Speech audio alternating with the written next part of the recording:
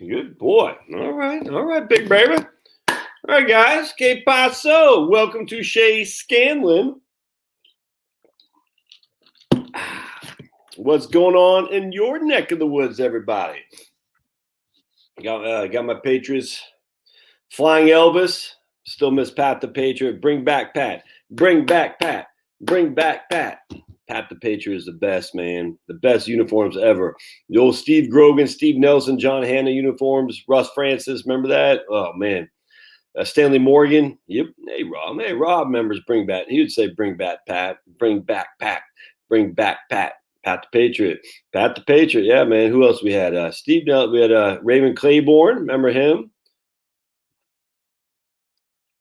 We had then they got Craig James came when they went to the Super Bowl when they beat Miami in Miami in 1985, and then they got spanked by the Bears 46-10 after Stanley Morgan missed. I don't think he. I did. Thanks, Jeremy. I don't think he missed it. I think he. I think John Hanna 73 from the University of Georgia. I think Gary Fensick used to be the right on there. Used to be this free strong safety for the Bears. I think he got a pinky on that ball that Tony Eason had thrown to Steve Morgan on a slant pass. Steve Nelson, there you go, 57. Steve Nelson, 57. Yep, exactly. Yes, sir. Hey, Joe. Que paso? My pronoun is 1776. Right on. We'll all be saying pronouns. All be. Jeremy or Eric just sent me the Kellogg's that they're not having the boxes are for cereals, not for identifying yourself as a. Look, I think we've got to recognize. Hey, Kim. I think we've got to recognize the Sam Bam Cunningham. Yep. So, Rob, why does yeah, exactly. Why does Sam Cunningham go to USC instead of Alabama? Because he was from Alabama. Anyone want to take a guess why Sam Bam Cunningham went to USC instead of Alabama?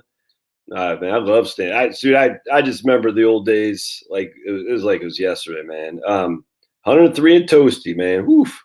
That dry up my sinuses. Yeah, right on.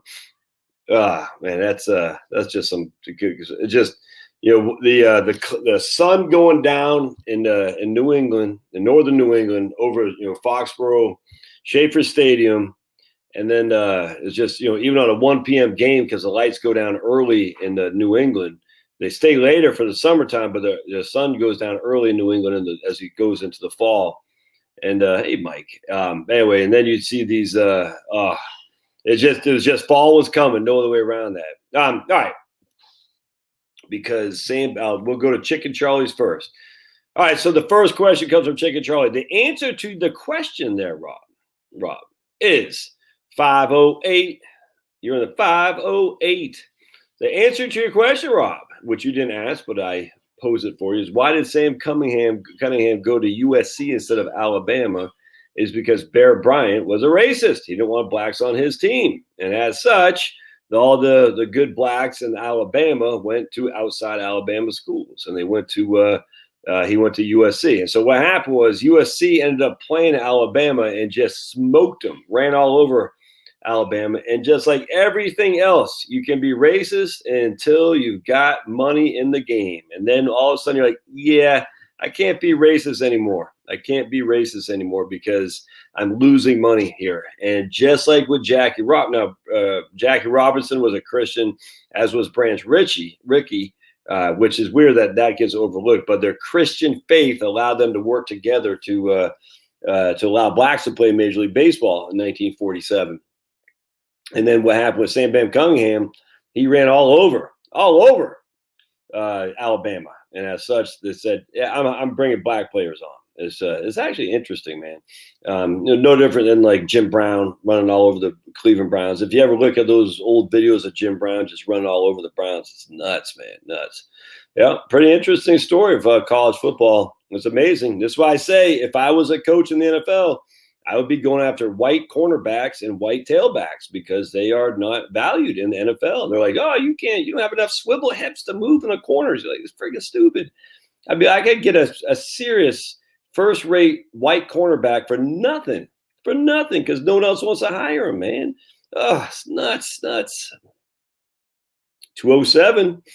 All right. So, right. So he says, look at SCHD and FDL compared. All right. Let's take a look. So what we're going to do there, Chicken Charlie. I already did that one. The 508 is where I'm from. 508 is where I'm from. 508. 508. 207 is where Jeremy lives. All right, let's see here. So we, my friend, are going to go and look at this. All right, cool. There we go. So let's share my screen.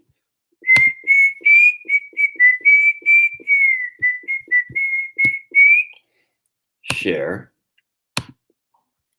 SCHD.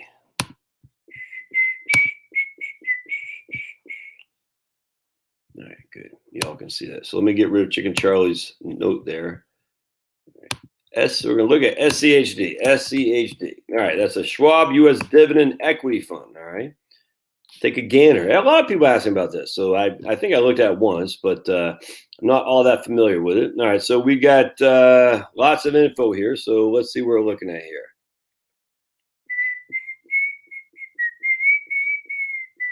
Right now it's paying trailing 12 months is paying 2.81. The last 30 days is 3% dividend yield. So this is usually more reflective of the dividend. So right now it's paying 3%. So that's pretty good.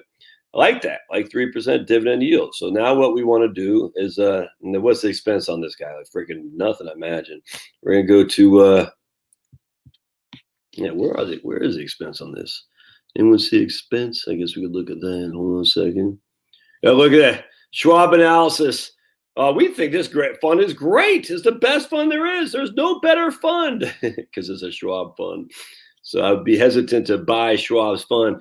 6 basis points is the expense ratio, 43% turnover, so pretty low turnover. It's not socially responsible, which means I love it. It's socially irresponsible. Yes, I love it. If it's socially irresponsible, I want that baby. All right. So let's see. Let's look at holdings here. How many holdings does it have? 103. All right. So 103 holdings. So it's not a classic index fund, but what I like about VDIGX is only got 46. So it's definitely not a classic index fund. All right. So Home Depot, IBM, Pfizer, Broadcom, BlackRock. Oh, I freaking hate BlackRock. Oh, how I hate those rat finks. Lockheed Martin. Yeah, a lot of going to be a lot of the same companies that VDIGX can have. All right, so good. So that's pretty good. Their largest holding is Home Depot. The second largest is IBM. All right. And let's just see performance. It looks pretty good to me. I got no qualm with it. None whatsoever. It goes back to what, 2012 it looks like. So $10,000 invested in 2012 is worth almost $40,000 now. Not too shabby. If you bought the Dow Jones U.S. Dividend 100, total return is a little bit better than that, but I mean, who cares? Large value, that would be the value VTV, which I own right there. Worst 3 months is 21%, so that's not so bad. It looks pretty good to me across the board. And I'm sure there's a way to rank this relative to the S&P 500 to put it. I don't know how to do that though. So we'll go to Portfolio Visualizer next and take a gander. Looks pretty solid to me. Let's see distributions, see what the dividends have been paying have been.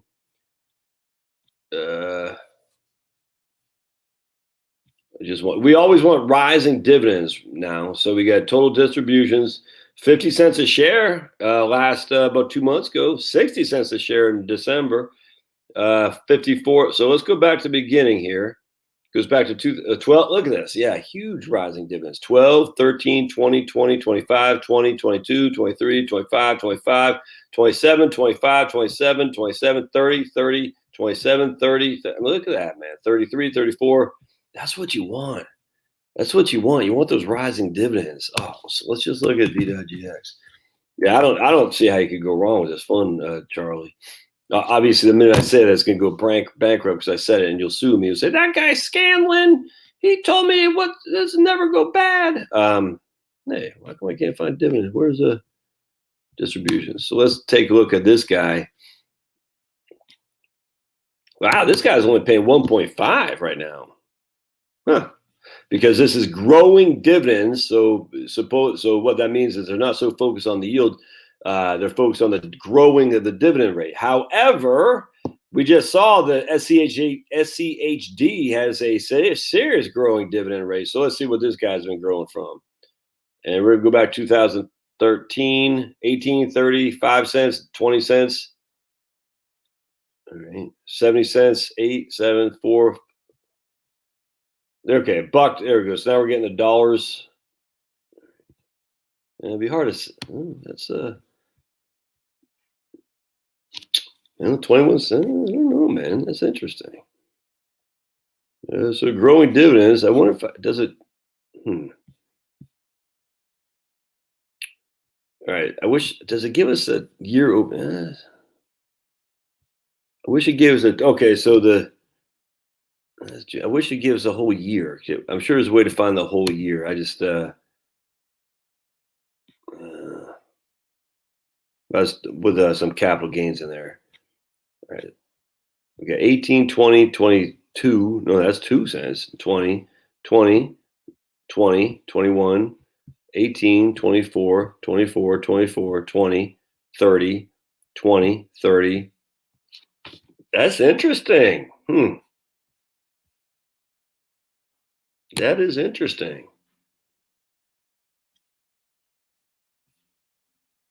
United Healthcare, Johnson Johnson. So a lot of the similar companies in there.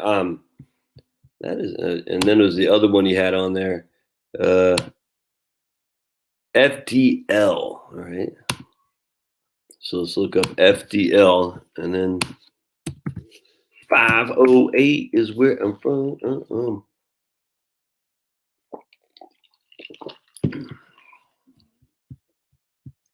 right. Let's look at this.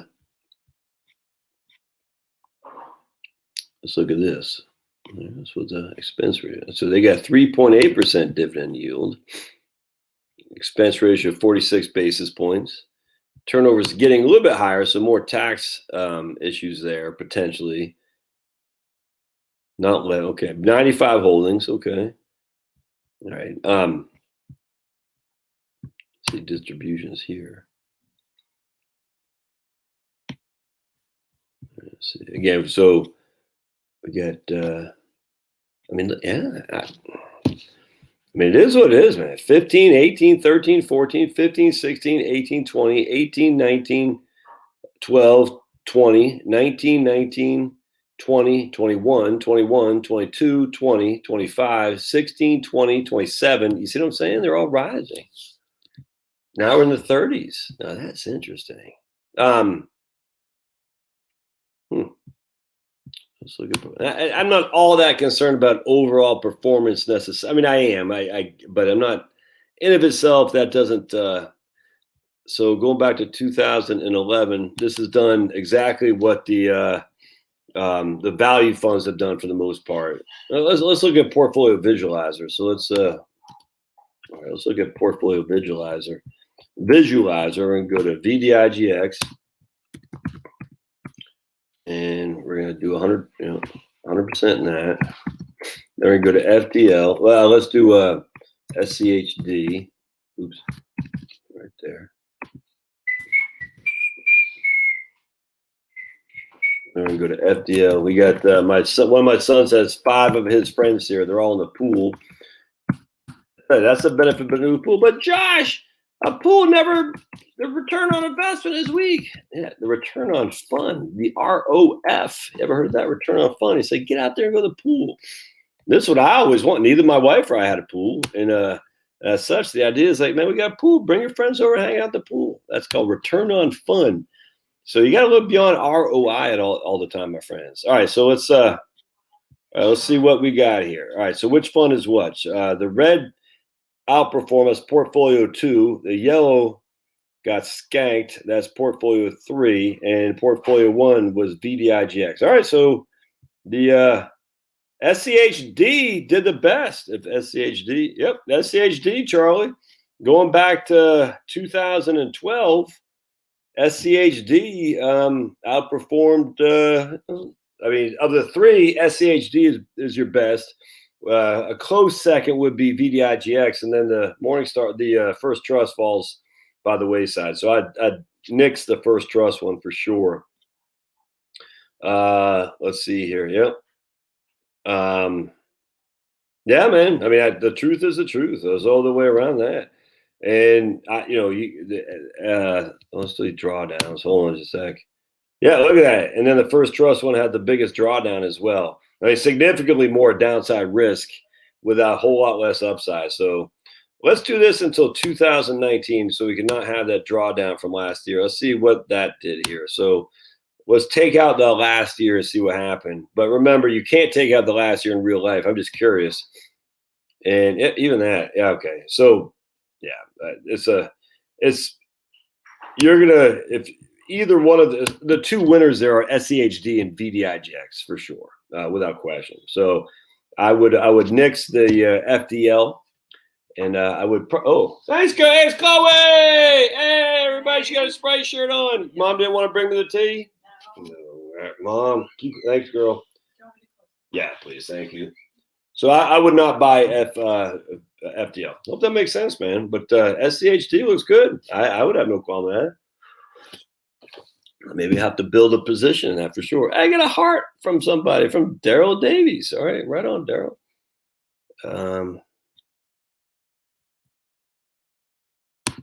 Scooby-Doo says the difference between those two are all in the last 6 months. All right, right on, man.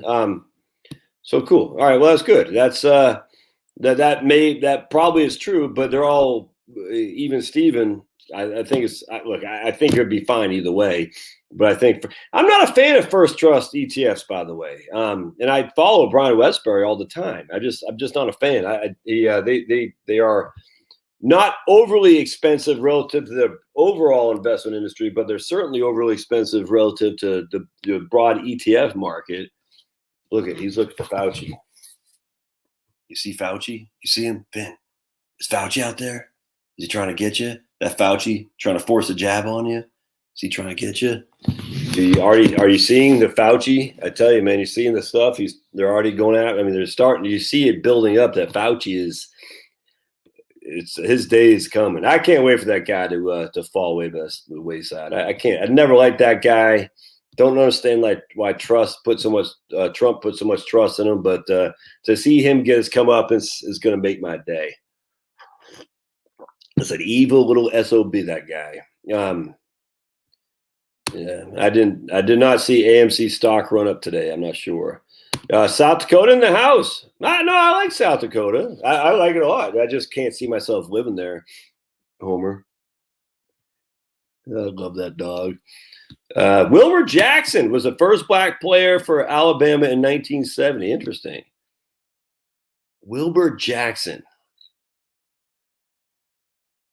I'm racking my brain for thinking where a Wilbur Jackson played in the NFL in the mid-70s, and I'm not coming up with anything. Northeastern Tennessee, right on. Kim, I got a MacBook Air. What size screen? Remember, you measure the screen from the diagonal, and I'm not sure what size this is. Yeah, I don't have my tape measure. I'm not sure, 13 inches or something like that. I'm not sure. But anyway, I got a MacBook Air. I like it, but I usually use Chromebooks. Problem is, if you go back and forth between Chrome and MacBooks, the Google Sheets don't get kind of, I don't say corrupted, but it's hard to, you got to pick one or the other. So lately I've just been doing all my MacBook. Even though I like Chromebooks, I do. All right. 508. All right. We got, hey, Josh, the big division my company is getting spun off. What should I do for my 401k for my original parent company? All right. So you got to remember, if you're under the age of 55, you're probably just going to want to roll that over to your new 401k, Charles. Because if you separate from service post 54, i.e. you're 55 and older, you have access to your 401ks without a penalty. Now, as long as you keep it in your 401k. So a lot of people roll it to their IRA, and that could be a mistake because then they'll leave their crappy old job when they're 56 and they'll have to pay a penalty on their money as opposed to getting it just without penalty. So I'll just roll it to your new one unless there's some extenuating circumstances. All right. Yeah, I can speak to a lump sum or a pension. Right on, Daryl. So this is an easy. All right, so this is an easy one. So there's a lady on here now. All right. Friggin' nuts, man. So she called her provider. All right. Her provider said that she would get it's basically a 4.5% distribution rate. And so, Daryl, what that means is you take your look, this is going to be freaking complete rocket science stuff here. So this might be above your head because this can be rocket science. And you probably everyone on here needs to just cancel because you guys can't keep up with the brain I'm going to bring to you here. So, all right, if you're all ready for the rocket science, I'm going to bring you rocket science here. All right, let's say you have $100,000 in a lump sum payout, $100,000, and they're going to pay you $500 a month. All right, so we got $100,000. You can take this as a lump sum, or you could take that as a monthly check. Either one. You can't take them both. You got to take one or the other. So what we do is 500 times 12, rocket science, is $6,000 a year. So 500 times 12 is $6,000. Rocket science coming at you. Take the $6,000 and divide it into that. Oops. And that's a 6% distribution yield. Now, it's not a yield like a dividend yield or anything like that. It's just saying how much money am I getting for the amount I contribute to that I'm putting up for it, if that makes sense. Now, my rule of thumb, if it's less than 5%, you don't take it. You take the rollover. You roll it to your IRA. Extenuating circumstances, like the lady I was just talking about here just a second ago. It's situation dictates. My rule of thumb, though, is if it's less than 5%, you don't take the distribution, you don't take the pension, you take the lumps, you take the rollover essentially. If it's if you're, it also depends on your age. The younger you are, the less of a distribution yield you're going to get because that means they have to pay more for longer, just like Social Security. But I was talking to a guy, I think it was today, a lady today. Yeah, I think it was. Yeah, it was. And she was going to get $1,500 a month, $18,000 a year on $230,000. Yeah, so this lady I was talking to today was going to get $18,000 a year on $230,000. So rocket science, we take our trusted calculator, 18,000 divided by 230. That's a 7.8% distribution yield. And she's not married. She's single. No way in hell should she take the lump sum. No way. She's going to roll that puppy over. In fact, I want to share with you guys. So let's talk about this lady, as a matter of fact, because she's going to get, you are so handsome. I love dogs. She actually was funny because she's not liberal, but she doesn't see eye to eye with me. But she hired me because my love of dogs. She goes, I know I can trust you just because how much you love dogs. And I said, yeah, but be careful of that. A lot of guys out there walking around with their dogs in a public park trying to pick up chicks. You know what I'm saying? And she said, oh, she knows that full and well. It's kind of funny. But so just be careful. If you're a young lady out there in a park and some guy has a dog, he's up to no good.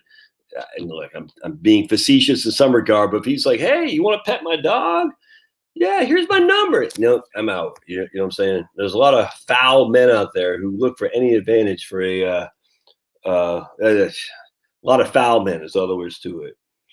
Anyway, so in this case, so I want to dive in real quick. But the rule of thumb, just to answer Daryl's question, if your distribution yield is less than 5%, I would say don't take that. I would say take the rollover to your IRA. If your distribution yield is above 6%, I would take it almost every time. Almost every time. There are extenuating circumstances.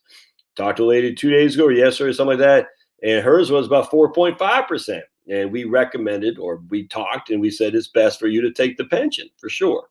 Even though that just goes against what I just said. I've talked to other people that distribution yield of over 6%. I said, don't do that because we have some tax planning we're going to do. But generally speaking, that's the rule of thumb. Less than 5, take the rollover. More than 6, take the pension. All right. So this case, this lady has she's gonna quit. Her job is going so woke, and she wants to jump off a bridge. And the interesting thing is, we don't want her to jump off a bridge because she's a good human being, and we like good human beings not to jump off bridges. All right, so she has $775 a month in rental income. She was able to buy a rental for $30,000. She's getting $775 a month gross rental income. And I mean, if I said, man, that is such a smoking deal. You know what I'm saying? Gross rental income, $775 with a good, steady tenant who's not going anywhere. On a $30,000 investment. Now it's worth $90,000 because she had cash after the great collapse of the last decade, if you know what I'm talking about. So that's a smoking deal, man. I was like, dude, crazy. Anyway, so she was able to get $775 a month in rent, plus she's gonna have a pension of $1,500 a month. You okay over there? And she's gonna take Social Security early. All right, so she's gonna have these 3 forms of income. Now, she's under the age of 65, so you got to be very careful for her not to go above 400% above the federal poverty level. And if memory serves, I think it's $40,000. She can't go above 40,000. Maybe it's 50,000 for a single person, if that makes sense. All right. Now, she has no kids, no one to leave the assets to. A very nice lady. She just got screwed by some scumbags, and as such, she's not interested in revisiting that. So she's not gonna have kids, and she's not gonna get married. And it's sad, but it is what it is. And for every woman who had that same story, there's a man who's got the same story about a woman too. So I'm not trying to make this like, why are you bashing on men? My issue is that men have been dropped. I'm telling you, man, men have allowed feminism to dictate who they are, and they need to freaking step up and be a freaking man. And look, at the end of the day, feminism isn't the cause. Feminism is the result of men getting lazy and getting cocky. I got to tell you, there's no other way around that. If men did what they're put on earth to do, which is lead a family, take care of their children, and not go around messing around with other chicks and being at home for their kids, there would be no feminism. I'm just telling you right now. But men, why do you think men love abortion, by the way? It's weird. All these feminists said, my body, my choice. Why do you think men are the biggest advocates for abortion? You ever thought about that? Crazy. You think that men give 2 craps about you who just want to freaking hop the sack and walk away and say, hey, we'll get an abortion? I mean, come on, man. I don't get why women are so gullible in this. It's freaking sickening. Anyway, so she's going to have to get Obamacare. All right, because she's going to quit her crappy old job because they're going woke and they'll certainly go broke. All right, so now we got all this kind of money right here. And so what we're going to say is, whoa, man, we're getting, and I think she's going to make another $1,000 a month on various things, picking up poops for other neighbors or whatever. But we're not going to include that for right now because I said, let's just make sure before you take up that part-time job that we're not going to violate Obamacare. All right, so what people who don't do financial planning, who write for blogs, for big firms who don't know financial planning from a hole in the ground, they'll say she's going to make $18,000 a year from her pension, plus $775 times 12 in her rental income. That's $9,300 a year. All right, plus $24,000 in Social Security.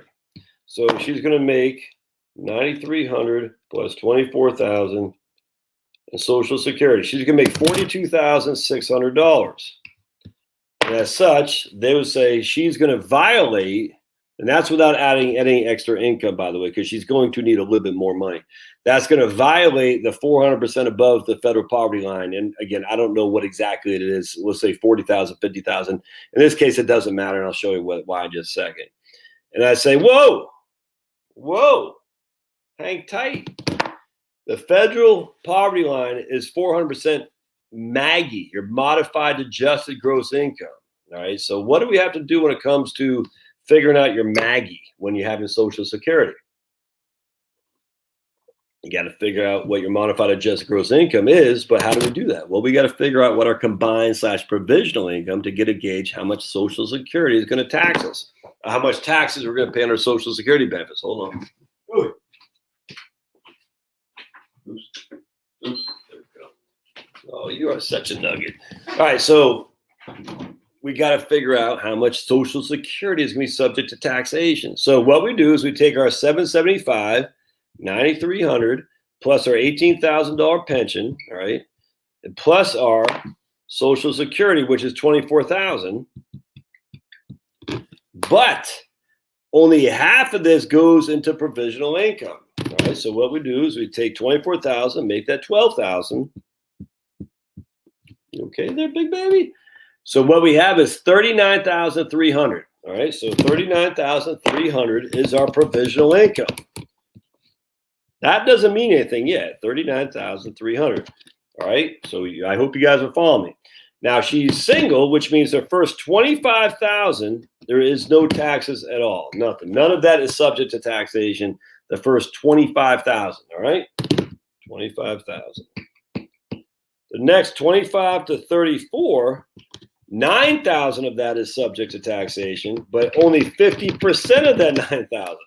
All right, so the next 25 to 34,000, $9,000 of that is subject to taxation, but 50% of that $9,000. So in this case, it's $4,500. So we're going to go down here, and we're going to say $4,500. All right, so anything above $34,000 is $5,000. So it's going to be $5,300. 85% of that is subject to taxation. 85% of that 5,300. So 5,300 times 0.85 is 4,500. I go another 4,500. 4,505, which means 9,000. Yeah, right. 9,000. Yeah, 9,000. So of her 24,000 Social Security, only $9,005 is actually subject to taxation, which goes to the to her Maggie. So 9,500 of her 24,000 is subject to taxation in this regard. 9,500 plus her rental income. Now, the best thing about her rental income, that was gross. So she'll have write-offs. It won't be a full 775 she's netting. She's netting about 500. But again, just to for simplicity here, plus her $18,000 pension. All right, so now this is what her modified adjusted gross income is going to be. 9,005 plus 9,300 plus 18,000. So now her Maggie is $36,000. All right, so her Maggie is 36, literally 10,000 below what we had said before. So now she's going to make $500 a month in extra income, which she's going to. That'll be another $6,000. You can't really, you got to go back and redo the Maggie stuff again, or redo the provisional income, but it's still going to put her well below her, to lose her qualifications for Obamacare. And the point being is she's really getting upset with her job because her job is going woke. And she's like, I can't take it. And I said, sister, just for the next 2 years, because let's just say she needs 2 more years. Just pay off all your debt, pay off all your debt, pay off all your debt. At 62, and her concern was, what about healthcare? And she had budgeted like $900 a month or something like that for healthcare. I said, no, as long as you keep it below the federal poverty level, you're gonna be fine. You're gonna be fine. And as such, she won't have much in Obamacare. Right? Why? Because the premiums will be subsidized. On top of that, she'll have a pension income that's guaranteed. She'll have Social Security that's not just guaranteed, but guaranteed with the cost of living adjustment. She's gonna have a freaking wonderful real estate rental. And she can always sell that if she wants to later on. And then she's not going to sit around and, watching Oprah all day. So she'll go out and do something. And hopefully she does it under the table, if you know what I'm saying, where they say, here, thanks for mowing my lawn. Here's $50. Anyway, that's how this works. And this is now the third person I've talked to in less than a week that I said they're stuck on quit their crappy old job because it's concerned with healthcare. And I'm telling you, I get people all the time who email me say, I can't believe I got to say this about Obama, a bummer care. But facts are, this is proven to be a godsend for people who are sick of the corporate rat race, sick of woke America, and say, I'm getting the hell out of Dodge. And it's as long as you keep your income below a certain threshold, you are good to go, my friends, which is why you got to stop putting money into your deferred accounts. All right. 508 is where I'm from. And really think about loading up on your post-tax accounts. Because if the only income you have is from your deferred accounts, that goes to your Maggie, and that could violate your huge premium incentives for Obamacare. Now, this lady's going to be 62, so she only needs it for 3 years before she's on Medicare. But what if you're 55, man? You see what I'm saying? And all your money is coming from freaking post-tax money. You have Obamacare for as long as the eyes can see. Anyway, I'm all about it. I think it's great. Again, tip the hat to old Obama. And I said this is day one. I've said it back then, and I'll say it now. I said the best thing that Pelosi did, and they screwed this up, and the Republicans did it too. They're all clowns.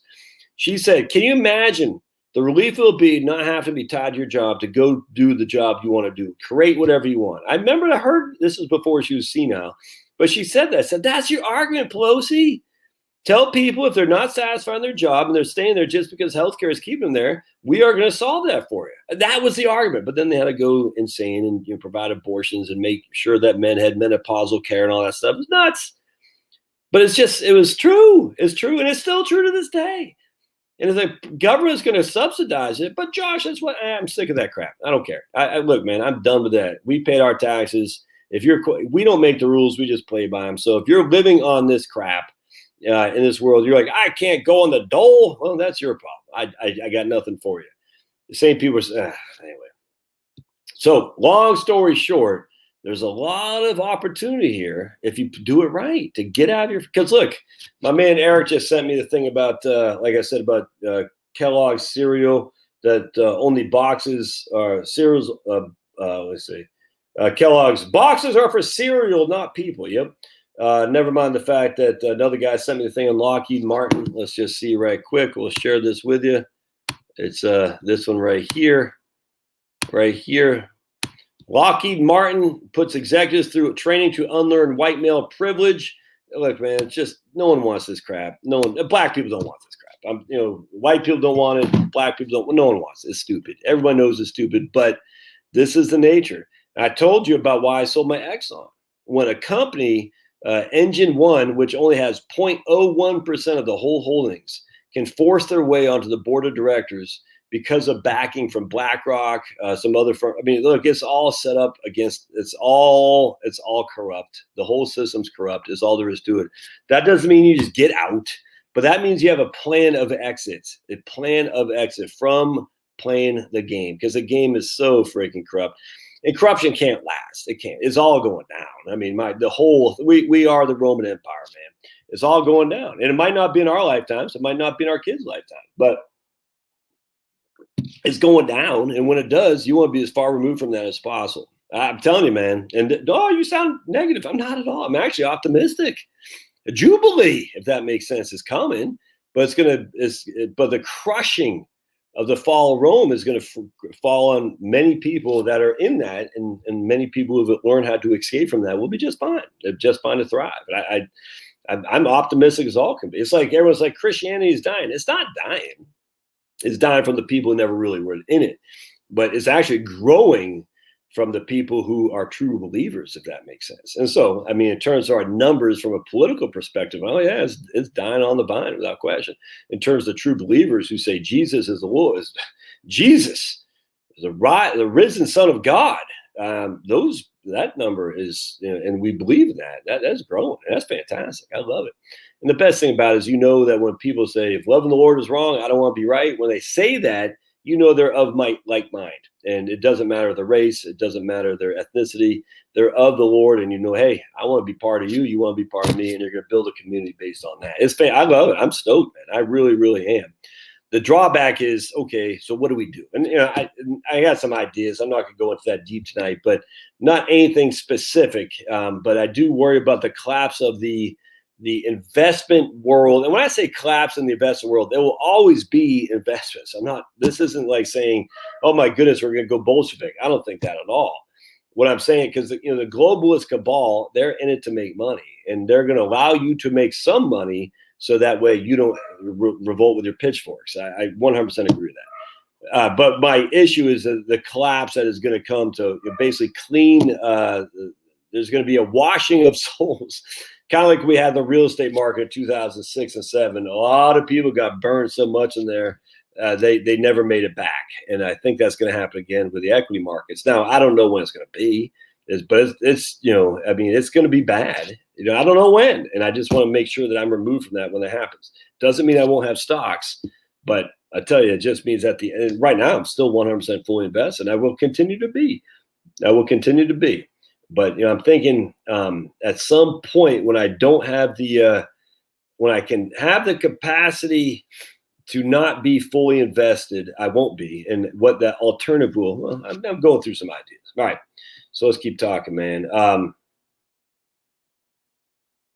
Yeah, Tennessee is looking better every day. No other way around that. Look, Georgia's good. Don't get me wrong. I mean, look, outside of Fulton County and a couple places and over on the east side, Savannah and whatnot, Georgia is freaking solid. I'm telling you, you're not going up to Gilmer County and telling people, wear your mask and, give us your 2A or your AR. It's just not going to happen. It's not. So it's the issues. The statewide stuff is bad. You want to be in a state that's pretty red, but your county is probably the most important thing. So ideally, you pick up, because look, man, I was talking to this guy today. Gillum almost beat DeSantis. You know what I'm saying? Now, DeSantis is looking like a kingmaker, but it was pretty doggone close in Florida. Now, Florida's becoming more red by the day, which is great. So I'm not all that worried, but that's how it was close. Gillum almost won. It turned out to be not nearly as close as they thought Gillum was winning by 7. The polls had Gillum up by 7 going to election day, which is how insane the polls are. Never trust them again, ever. But anyway, not only did Gillum not win, he lost. I don't want to say going away, but DeSantis won by more than a hair. That's for sure. And now DeSantis is the kingmaker for sure. Anyway, point being is but these Georgia. I mean, we're up for re-election next year for a new governor and whatnot. I mean, we could be run by Stacey Abrams. You know what I'm saying? The mouth of the South. And if so, that's gonna be. But she's living in her little fiefdom of Atlanta. You know what I'm saying? I mean, she can't. What's she gonna do? Send the state police to you in freaking, like I said, Gilmer County? I mean, just okay. We're waiting there, Stacey. And just come on. I mean, they maintain their dominance from their little neck of the woods, and everybody else is just free to do whatever they want. It's all there is to it. Ideally, you don't have a Stacey Abrams in charge. I mean, I grant you got a half-wit up in Michigan. The sad thing is, there are a lot of people who just follow the commands of the governor, which is strange. I don't get this. Somebody had posted a thing on here 2 days ago about even in Michigan, most of them are still wearing masks. I say, Michigan isn't a blue state. I mean, it's blue in areas, but it's still red, the bulk of it. And yet I'm still saying throughout Michigan. And I was like, that's nuts. It's almost like, if the governor says, you're doing what the governor says. It's crazy to me. I'm like, wow. So anyway, even if your state is run by a lunatic, most of the people are probably going to be still pretty open-minded and not follow suit. But apparently not in the North. It's I don't know what that was about in Michigan. I don't know. That just bothered me, actually. Anyway, then you got to find your county. The county's most important, you know what I'm saying? So if you're living in wherever Nashville is, even though it's Tennessee's a red state, well, Nashville, blue is going to be. So you got to get the hell out of Dodge. All right. So better I don't know what VFIAX is, or total VTSAX, or a VDIGX. Why not? I don't know what VFIAX is, but why not the two? I don't know. I mean, why are they mutually exclusive? You should do a show about teachers 403B. Is it worth it investing in mutual funds with high commissions? Well, I talked to a guy 2 days ago, and he's got an Ed Jones account, and he paid 5.5% front end commission like 25 years ago or something like that. And I said, yeah, it's worth it investing in high commissions as long as you stay in there. Now, the thing that ticked me off, and I'm surprised that if Ed Jones is doing this, they should be ashamed of themselves. They moved him from that into a managed account now. And I say that should not be allowed to happen. Once you pay the front end commission of 5.5%, you should never, ever, ever have management fees in terms of, hey, we have a better thing now. All they're doing is what's called annuitizing their book, and that's some evil crap there. That's churning. I don't understand why. Okay, hold on just a second. All right, party break. Come on, party crashers. Come on. I don't understand why that's allowed. That should not be allowed, and that ticked me off. But if you buy a high commission American funds and you just let it sit there, I actually think that's much better than paying a friggin' broker 1% asset under management fee. I've said that a million times a Sunday, which is why this whole thing about I'm a fiduciary. I was like, I don't give a rat's butt if you're a fiduciary. If you're charging 1% a year, I'll take American funds commission-based salesman any day of the week, and I will pay less. It's almost guaranteed. Make sure you comment on HF's proposed change in fire. Yes, you should comment without question. The ATF, who cares? I mean, literally at this stage, if you haven't armed up by now, I don't know what you've been waiting on. You see what I'm saying? So they can mandate whatever the heck they want in terms of, they can do whatever they want. It's not happening. I got what I need. It's always the easiest thing was to go after ammunition, as Ted Kennedy wanted to do. Finnegan. But I mean, if you don't have if you haven't bought your firearms yet, I do not know what to tell you now. I don't. We know for a fact that they're going to ban stuff, and they're not going to do it outright, most likely, but they're going to do it by regulation, and you're going to say, I can't. So yes, comment, but they don't care. Do you really think they care about the rabble rousers? Only thing they care, they just don't. So you go buy what you got to buy and let the chips fall where they may, if that makes sense. And then you get out of Fulton County, you get out of Camden County, you get out of wherever, what county ever, Cumberland County, Maine, and you say, no, I'm going to a place where I'll be an outlaw, because once all guns are outlaws, only outlaws have guns. Lump sum versus monthly payments. I think we just talked about that. All right.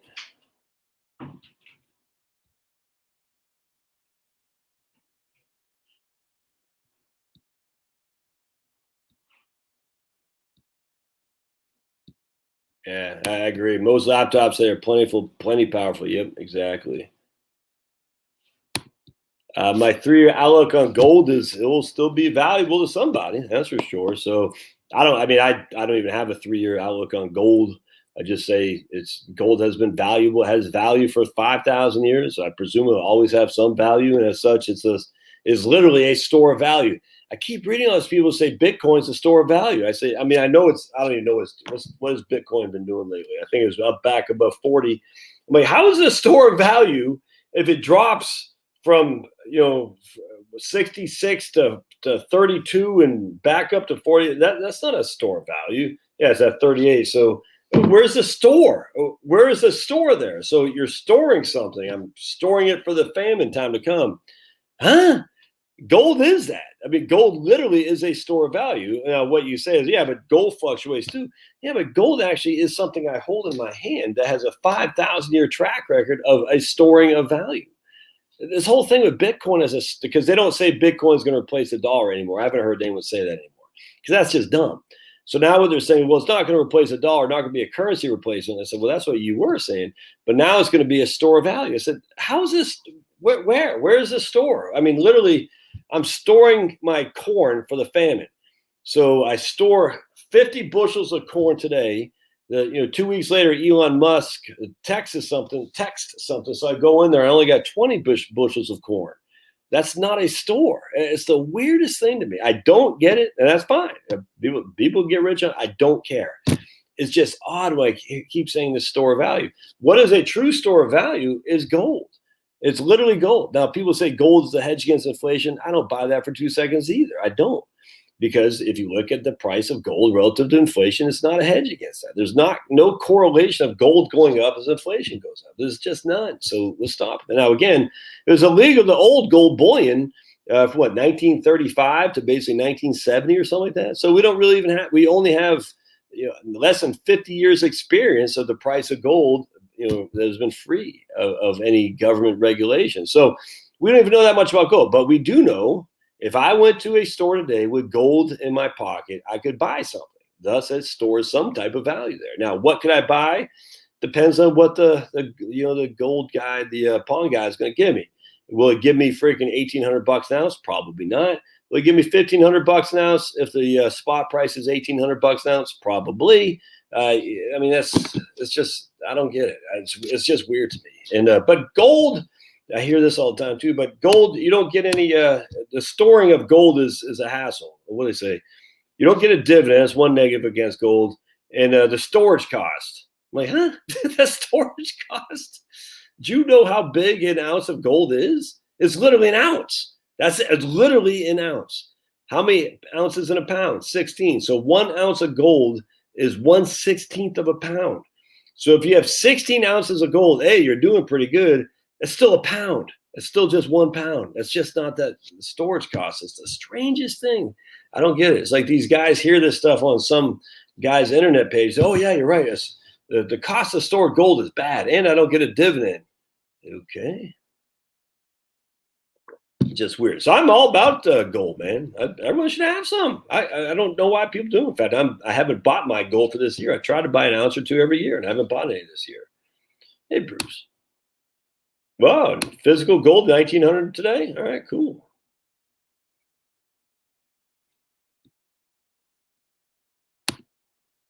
With W10, 16 gigabytes, and SSD makes a big difference in speed. Wow. I don't know what any of that means. I guess 16 gigabyte RAM. Man, that's crazy. Remember, it used to be 256 megabytes RAM was good. It's a Kim kind of graduation pool party. Yeah, 100%. Hey, Sealy, right on. Thank you. Super sticker. So again, if you want me to, if there's anyone on here and saying, you don't answer my question, just give me a super sticker or whatever that is, super chat. Oh, thank you. All right, so let's see what we got here. Oops.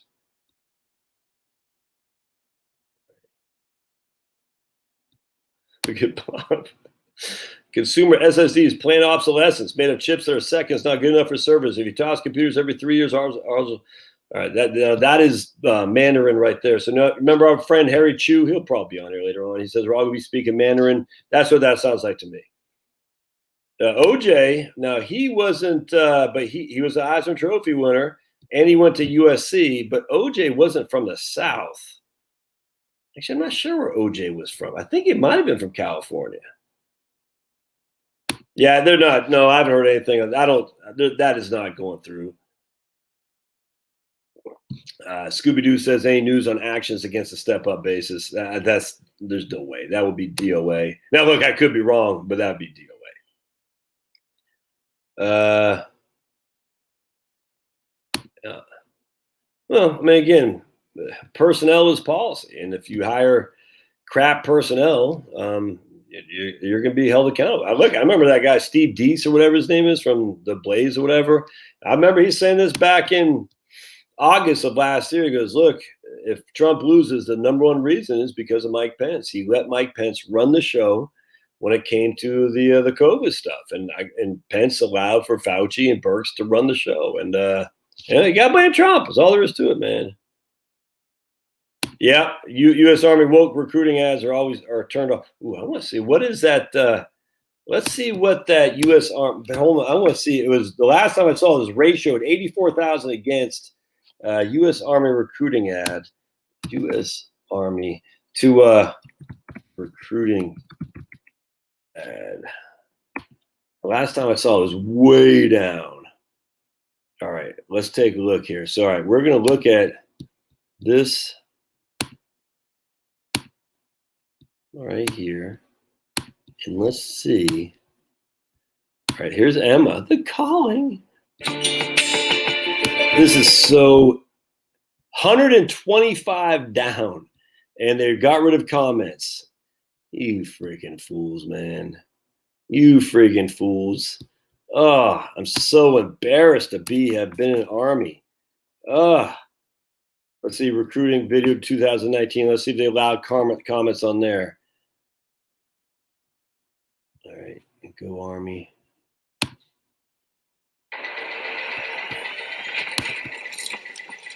Oh, that's not Army. Oh, I tell you, hold on just a second. Can y'all see what I'm doing? Yeah, hold on. So let's go to Go Army. It just is. This is. I think they're doing that just to get the real soldiers to leave. You know what I'm saying? That's what I truly believe. I don't think they're doing this because they really think this crap. I think they're doing it to get the real soldiers to leave. All right, so let's see what we got here. Choosing your warrior favorite memory. Let's see if we can. Let's see Ricky. Let's see if we can comment on his. The comments turned off. All right, so his is turned off. All right, let's see. The Nerve Center, Go Army Warrior Week. So here we go.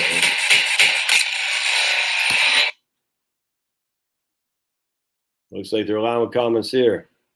Oh, but yeah, see, no one likes this crap, man. I mean, it's a funny thing. It's like minorities don't want this. I mean, like there's some whites who are like, oh, it makes me feel so proud. No one wants this crap. It's embarrassing. Everyone knows it's embarrassing. It's just the elites, which is why it's going to collapse. It's fun to watch. I mean, literally, you can get mad or you can just sit there and just laugh. At the end of the day, remember who wins. And this is what the liberating thing about being a lover of God is that you know who wins is Jesus. He comes back, and all of our issues are resolved at that point. And it might not be during our lives, but we know how the book ends. And it's great. Don't worry about it. But just, do I worry? Of course, you can't help it. But you just, all right, at the end of the day, this right here, the good book. Old God is going to say, yeah, I think I told you about these kind of things of not being of this earth. So you do what you can. You enjoy your life as God wants you to do. You help other people, and you move on to the next stage, which is with the big guy upstairs. That's all you can do. And hopefully you're getting some kids out there to carry the flag. All right. Yeah, well, that was always fake, Carl. That whole thing was fake. Yeah, does someone actually post that on this thing? Because it's kind of like the 77% wage gap. That's fake too.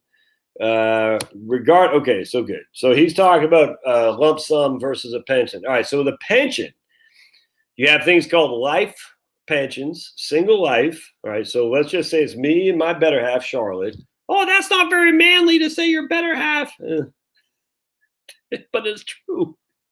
And if you think Charlotte is like wearing the pants in here, well, you're crazy. But it's all good. I mean, I wear the pants, but I just, I'm laid back, and she's more take charge of the homemaking, and I'm more take charge of the money. The money. At the end of the day, when the kids are being naughty, Charlotte knows. She calls me in, and I get the job done. It's shocking, right? It's the way it is. The way it was when we were growing up. When your dad came, that was bad. Now my mom would whip up on me, and that was bad. But when my dad came, that was real bad. If you don't, and everyone knows this. It's the same thing with you. Same thing, man. It's like your dad comes, you're like, oof. You wait till your dad comes home, yikes. And that's after mom whipped up on you. You're like, ooh, I really the world hurt there. All right, so my man, golf crazy. I guess he likes his school buses. That's his golf cart, his school bus. All right, so remember, if you die in year 2, you have a thing called a single life annuity, which is a pension. So a single life annuity / pension is the same thing. That will pay you until you're dead. That's it. All right. Well, don't do that if you're married. So if it's me, I'll do a single life and 100% survivor annuity, or joint life survivor annuity is probably what it's called in your neck of the woods. JLSA, joint life survivor annuity. All right, so as long as either Charlotte or I are breathing, they're going to pay us a pension. Hope that makes sense. Now, what if we both die in year 2? Does it stop? Well, not if you do a joint life and survivor annuity with a period certain. Usually it's 10 years. Sometimes it's 20. I like the 20, but if it's 10, that's fine. And that says if you both die in year 9, your heirs will at least get 1 more year of the pension. Hope that makes sense. You and Charlotte both die because Fauci jabbed you. You would die. You both die in year 9. Your pension still has 1 more year of certainty paid. All right. Now, if you and Charlotte both die, whoa, you're married to my wife? If Charlotte and I both die in year 11, it stops. because a period certain is for a certain time. And then when that period certain is over, now it's just a joint life annuity. I hope that makes sense. So you got a single life annuity, just on all golf crazy. And if he's not married, that's what you should do, unless there's something else going on. But generally speaking, that's what you should do. If you're married, you should do a joint life. All right.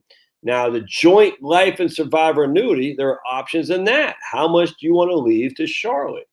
And for me, I always default to 100%. And some people get really wrapped up in this. I look, and I mean, I'm not here to convince anybody to do what they want to do.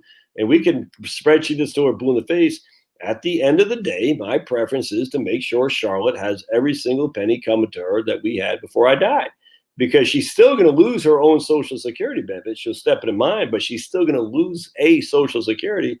We don't want her to lose a half of the pension either. So, from generally speaking, it's about a 10% premium 10% payout discount if you do 100% survivor benefits.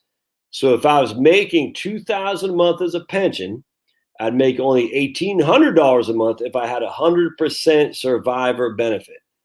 That's $2,400 a year. Whoop-de-flip-and-do to make sure that my wife has everything that she was getting before I died. $2,000, $2,400 a year. I mean, whoop-de-dude, man. But some people get right. I got a couple guys last year that really, like, not antagonistic, but really, and I was like, dude, just do what you got to do. It's fine. But at the end of the day, my default is to take 100% joint life survivor annuity. One guy, I think he did, it was like $600 a month off his pension if he had 100%. And that was too much. You know what I'm saying? So there's, it doesn't have to be, I mean, you got to use common sense here. I can't remember what his pension was. We'll just say it's like $2,000 a month with a 50% survivor benefit. And then it was like $1,300 a month with 100% survivor benefit. And he was only like 55. So I can't remember the whole story, but I was like, yeah, well, don't do that. I mean, use some common sense here.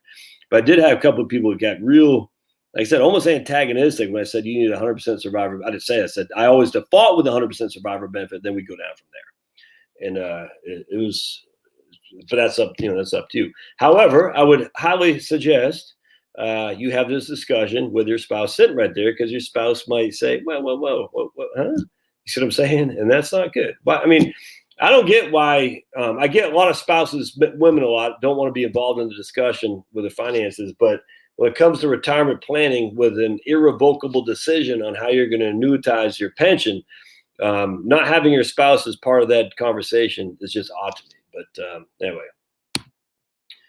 All right. John says, if you're assessing your 401k funds under the Rule 55, you get another gig later on a new 401k. Does that create any withdrawal issues if you start contributing to the new 401k? Someone asked that a couple months ago, and we looked it up, and the answer is no, it doesn't. As long as the old 401k is left at the old employer. But don't take my word for it. Do your own research. But someone asked that question, and we all kind of confirmed, some of us on here, that was not an issue. That your old 401k post 55 is still accessible without penalty, even if you're contributing to your new 401k. Yeah, Harry says, click the like button.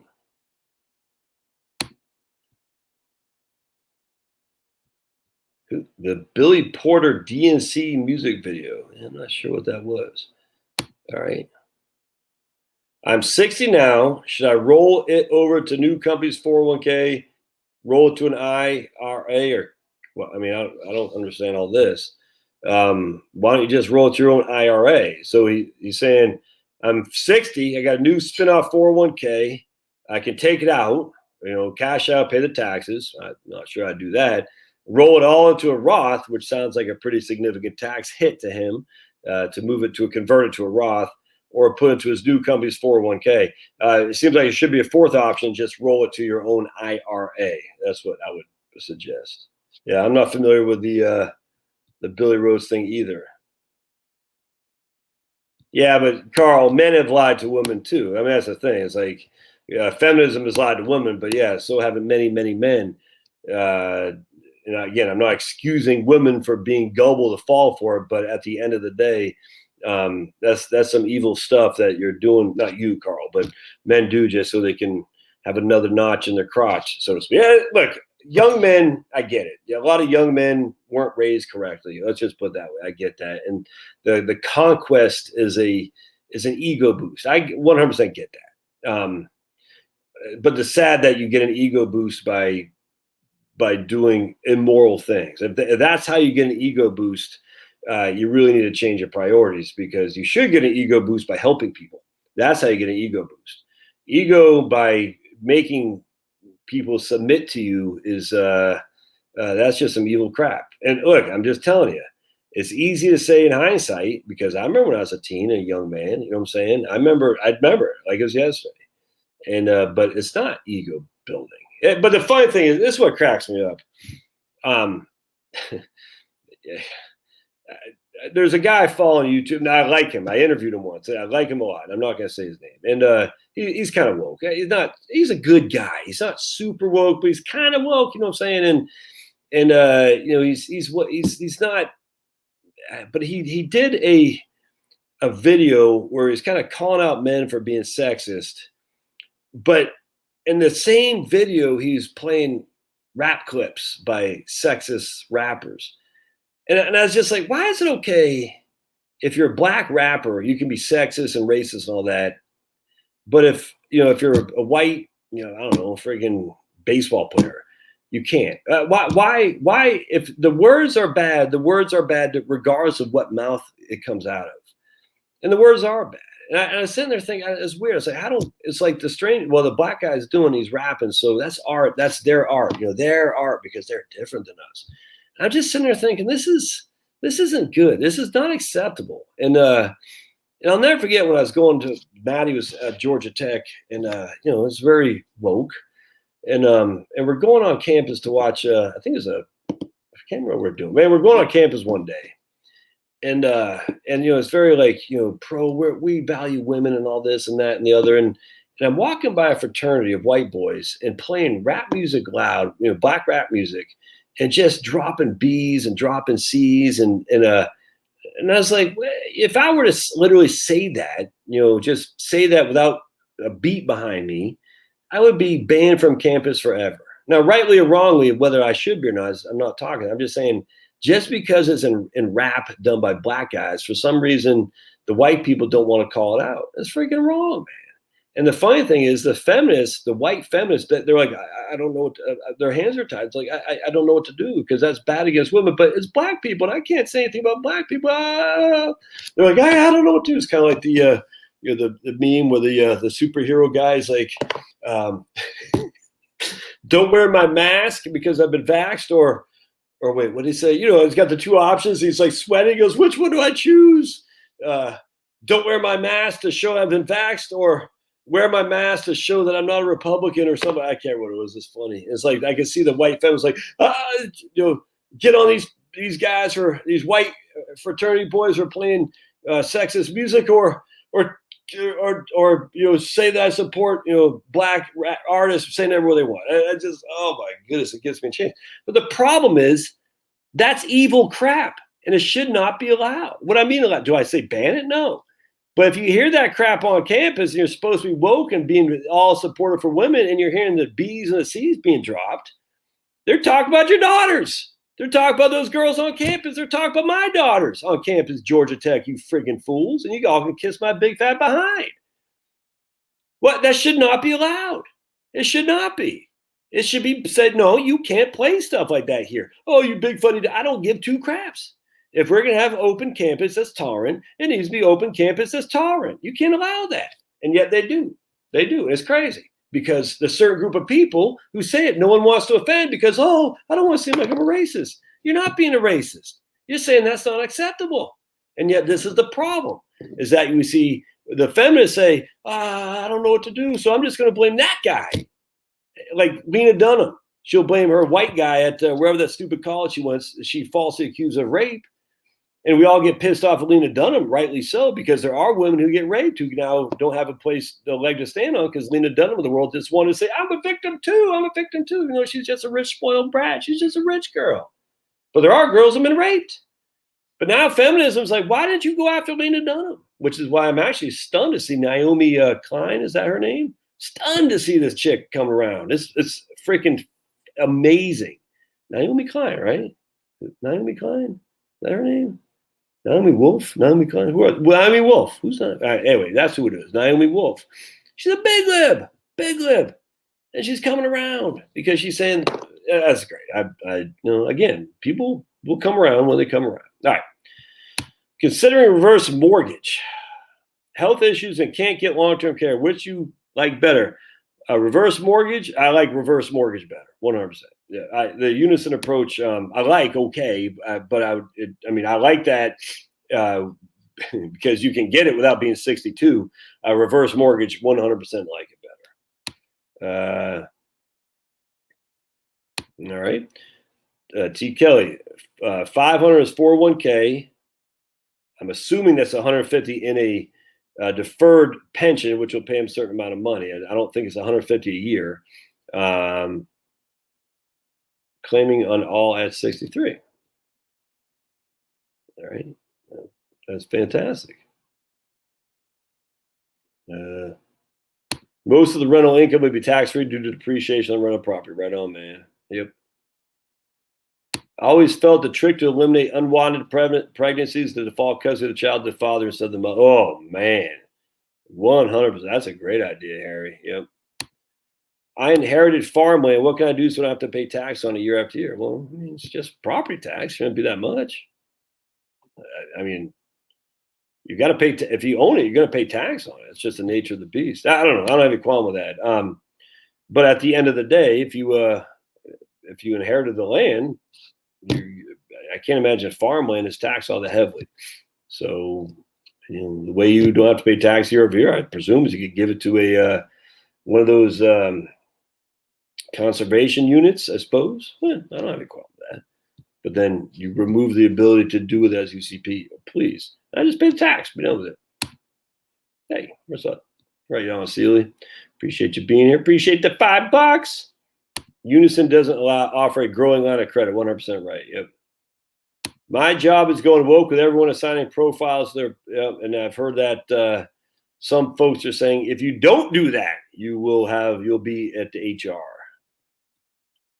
I would just say, I like to use correct English. That's racist to use correct English. So if I was in a company that maybe assign my profiles, I would just say she, her. That's what I do. That's what I just do. It's okay. I'm she, her. Isn't that right? If you're a chick, you say she, her. So say, Josh, what's your profile? She, her. Oh, you're trans? No. Or what's your pronouns? Oh, you're trans? No, I'm not. I'm 100% man. I could prove it to you if you know what I'm saying. You have to get your microscope out. Now, that was funny. That was funny. I am Irish. Oh, the ladies don't know what that means. You boys know what that means. Oh, my goodness. That was funny. All right. Oh, yay for me. I told it funny.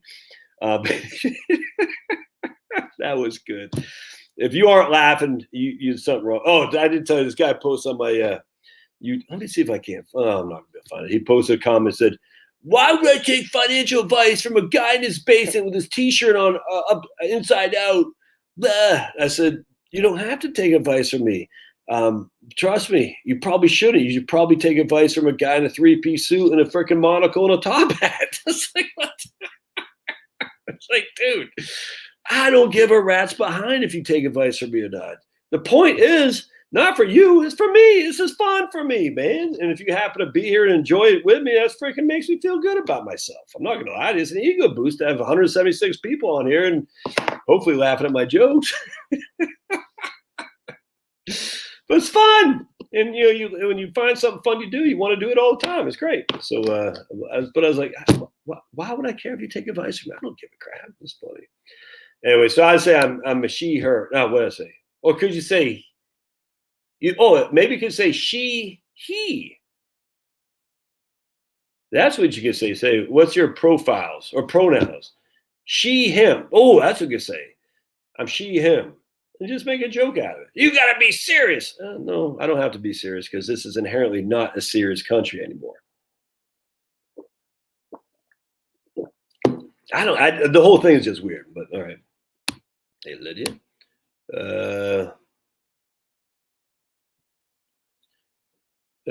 My man Bob retired at 55. He was fed up. Yeah, right on. Amar's a good guy, man. I'm trying to incorporate Amar to do more with his CFA stuff. I mean, his skill set is really in investing. He's got a chartered financial analyst, whatever pedigree there, which Amar's an engineer by training. Shocking. A CFP, but primarily a financial guy, an investment guy, CFA. You see these guys on YouTube and stuff, man, they couldn't hold a candle to Amar. Amar freaking, send these guys packing back to Las Vegas, wherever these guys came from. And I don't hate on these guys. It's like, man, when it comes to stock analysis, doesn't mean he's gonna be right. It just means he knows cash flow, he knows all that stuff. Because CFP is easy to get anymore. That's the whole thing with I'm a CFP. I'm like, wow, welcome to the club, guy. It's like saying I got 5 toes. But CFA is tough, and a CFA and a CFP, there ain't that many out there. So I want Amar to kind of show more of his skill set because I do think he has a value added for people who want managed money. And just because you want managed money doesn't mean you're stupid or a bad person. Some people want someone to run their money for them. I got no qualm with that. I got no qualm with paying people as long as you're getting value for it. If you're getting value for it, more power to you. Well, how do you determine value? I can't tell you what value is. You determine value by how you determine value. And if that means you can sleep well at night, is that worth $8,000 a year? Probably, right? That's up to you. Would that be for me? No. Would it be for Charlotte? Yeah, it would be. It would be for sure. So a lot of people really say, value is in the eyes of the person receiving the value or not. If they're not receiving it, don't pay it. If you are receiving it, then friggin' pay it. And so be happy with it for sure. And that's even with clowns that don't, in my opinion, don't do you right. If you feel like you got a value added, then pay the guy. I got no qualm with that at all. Lots of retirees are mowing lawns. Yeah, that's one of the things she could do. She could lease it out. I get that a lot. Lots of timber property that are leased out. But they're not making much, enough to pay the property tax. Yep. Mexico in the house, man. Right on. All right. Hey, right on. Lydia just quit her job. She got a better one. Right on. That's fantastic, Lydia. I hope it's closer to where you live because she was driving. I think she lives someplace in Ventura, California. I don't know where those places are in the California, but 15 miles away, freaking, I think she said like an hour and a half each way. I was like, dude, I'd kill myself. Right on. All right. Well, appreciate that, Seeley. Much obliged. That's good. That's good stuff. No, Obamacare is definitely not. Oh, look at that baby. The baby. Cash is king, piled away. Yep. He's a tattoo artist now. Specialized in Tesla, Tesla logo, right on. Lydia, the tattoo lady. What is she? Is she showing one on her thing now? I don't know. Lydia, because she did say she did. Oh boy, she's got sleeves. She's got her arms now. Oh boy, has not women thought of the BCP or the depot shot? The no unwanted pregnancy. Women are not watching out for themselves. Not getting pregnant is a woman's responsibility. Oh boy, Lydia got some nice tats lately. She's gonna love them, or she loves them. Oh boy. Just go to my website, heritagewealthplanning.com. You can see my fee structure right there. I don't do you can look at the thing on there. I don't do hourly consultations, if that makes sense. A lot of my financial planning services become an hourly thing, but it's not like I'll pay you, $100 for an hour of my time. It doesn't work like that. Just FYI. Yeah, I think 100%, Kevin. 100%, man. It has been a godsend for entrepreneurs. Now, my wife, she wanted to work to get real insurance. I'm hoping to break her of that because Well, I'm hoping to break her on that, but we shall see. In fact, speaking of Kevin from in Mexico, I'm going to talk to my man Devin down there in 2 weeks. We're going to do a live stream in 2 weeks, talk about health insurance in Mexico, because Devin is in Mexico right now. And I was asking about health insurance there. I said, man, I'd like to do a live stream to tell people, because I've talked to a number of people who are in Mexico about the two-tiered system. And, I don't know, I'm not an expert on this by any stretch, but I think that's actually kind of interesting, the way we're going to go here in America. And Devin's down there as we speak. And so, he lives there. So he said, yeah, I'd be happy to share with you what it's like down here. And that'd give you a good knowledge. A, if you're thinking about moving to Mexico, or B, for the two-tiered system that's certainly coming our way. Because it's not, what we're dealing with now is unsustainable. That's all there is to it. All right. I took an early time. I've been working for, right on. Yep. Fantastic. Needs to read Dr. War, The War on Boys. Oh yeah, no, I'm familiar with what's her name there? Helen Smith had written a book on something like that too. Is it Heather McDonald? She has talked about that a lot too. All right. Oh boy, Sergio. Medicaid planning is also playing by the rule, but many frown on it. Yep, I do frown on Medicaid planning. I do. Sold my Exxon, LMT, and Coke today. I'm not sure. Oh, Lockheed Martin. Not going to support that wool crap. I only put up with an index fund. 100%, Tom. Me too, man. Can you talk about 401k and Maggie? I'm not sure what you're asking. When my dogs bark, my mini poodle barks at the front door is hilarious. All right, whatever they do with the healthcare, let me keep my retiree medical. I spent 40 years earning. It's bad enough I had to lose it at 65. Don't make me lose it early with Medicare at 60. Hopefully Kevin can change California. He's not going to win. Newsom's not going anywhere. Sold his Exxon, right on. Oh, does he run as a Dem? Well, that makes sense. Yeah, he should. Okay, good. He should run as a Dem. But he supports that carbon tax, and I won't support. I'm not in California. I won't support anyone who supports a carbon tax. That's evil. All there is to it.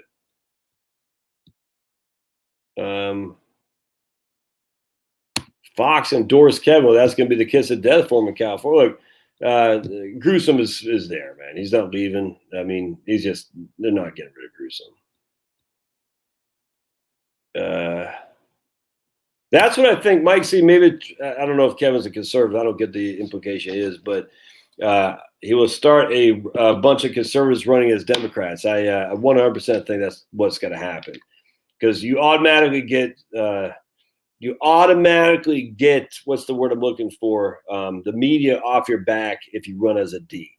That's all there is to it. Now, remember, John Silber ran against Bill Weld in Massachusetts. And Silber was a president of Boston University, and he was a Kennedy Democrat. And this is in late 80s, early 90s. But that even then, the Democratic Party had gone astray, if that makes sense. And Silber, because he was a pro-life Democrat, the Democratic Party basically they didn't vote for the Democratic ticket. They instead voted a third party or didn't vote at all. And Bill Weld won as a Mitt Romney Republican before Mitt Romney, as another Connecticut. Who's the guy in Connecticut? John Ralston or something like that. Just these clown Northeast Republicans, and that's big government Republican. That's all there's to it. And so that's why I was shocked when the Libertarian Party allowed Bill Weld to be on their ticket in 2016. I said, look, man, I get Gary Johnson. Gary Johnson was for legalizing marijuana many moons ago. But Bill Weld, I said, man, the Libertarian Party can kiss my big fat behind too, because obviously Bill Weld brought some money, and the Libertarian Party just said, oh, we want to be accepted, please. And then the Libertarian Party threw in with Black Lives Matter, I said, you all can kiss my big fat behind. So at this stage, it's like, the Republican Party is still my home, but running as a conservative on the Democratic Party, all you got to do is win the primary. Now, that'd be tough, but if you could do it, you might find you have an easier shot at winning the general. But don't do that don't run in Congress, do that. You got to do that in a local election, man. Local elections. Everyone on the right says, oh, we got to run for president, Senate, and governor. I'm like, no. You got to start local. Local is where this crap happens. School districts, and all that. I'm telling you, man.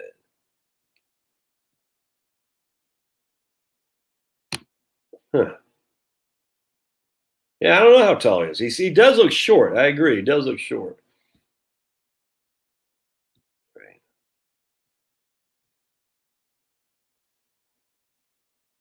All right. I'm actually socially conservative and fiscally liberal in a lot of ways, if that makes sense. Fiscally liberal and socially conservative. But I don't know. I mean, because I'm against abortion. Don't care about gays getting married. Doesn't bother me. Don't care. Legalize everything. There should be no drugs. Everything should be legal. Heroin, yeah, heroin. What else? Well, 100% against abortion. Do I think women should go to jail to have abortion? Silly. No, I don't. What else? I'm missing out something else on socially conservative. Guns, 100%. No regulations on any firearms at all, including nuclear bombs. Okay, nuclear bombs, we can make a regulation on. It'd be stupid. Trying to think. Firecrackers, you can do firecrackers. Don't care. That is a external issue, though. I'll never forget when I lived in New Jersey, and I'll never forget this. We had our house on the market, and we're moving to Texas. No, we're moving here. Moving here, as a matter of fact, is July 4th, and our neighbors. We were just having a party out in our backyard doing fireworks, and we had it as dry as could be, and we had this one big tree above our house, and but it was in New Jersey. There's lots of trees. I said, what happens if you're doing fireworks and you set the tree on fire and it burns down the neighborhood? Who ultimately bears responsibility for that? You see what I'm saying? So it's one of those things, like, even if you make it illegal, doesn't make it go away. And I don't think we need to make anything. There's enough laws out there, but at the end of the day, I'm like, that is an externality that a lot of, I think, like, libertarians and even conservatives don't take in mind, that there are your actions can have big implications for others that someone's got to be held accountable for. Hold on a sec. Now, if you make it legal, does it make the issue go away? No. Illegal, but at the end of the day, it is one of those things, like, I always remember that. I said, what if this burns down the whole neighborhood right when they're trying to sell our house? California won't change until you flip it. Yeah, it's not going to happen. Remember, there were more Trump voters in California than Trump voters in Texas. So stop this idea that people fleeing California are bringing their blue politics. I mean, some might be, but a lot are not. I'm just telling you, man. I talk to them all the time. That's how big California is. And as such, if many conservatives leave California, that's going to be more conservatives outside of California, which means there's more likelihood that the electoral college will change even more in favor of the right.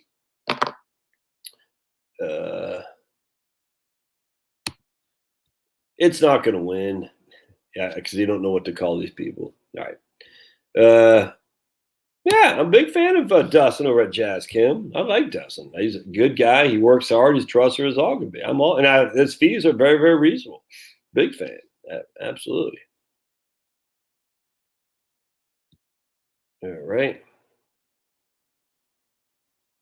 Yeah. All right. Support. Let's see what we got here. Oops.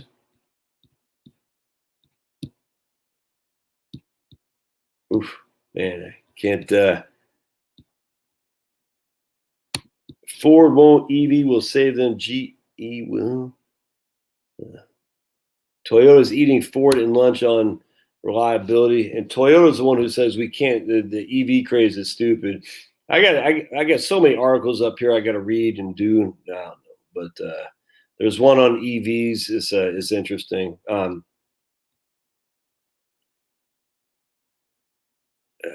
Can I make the kids the survivor on an annuity?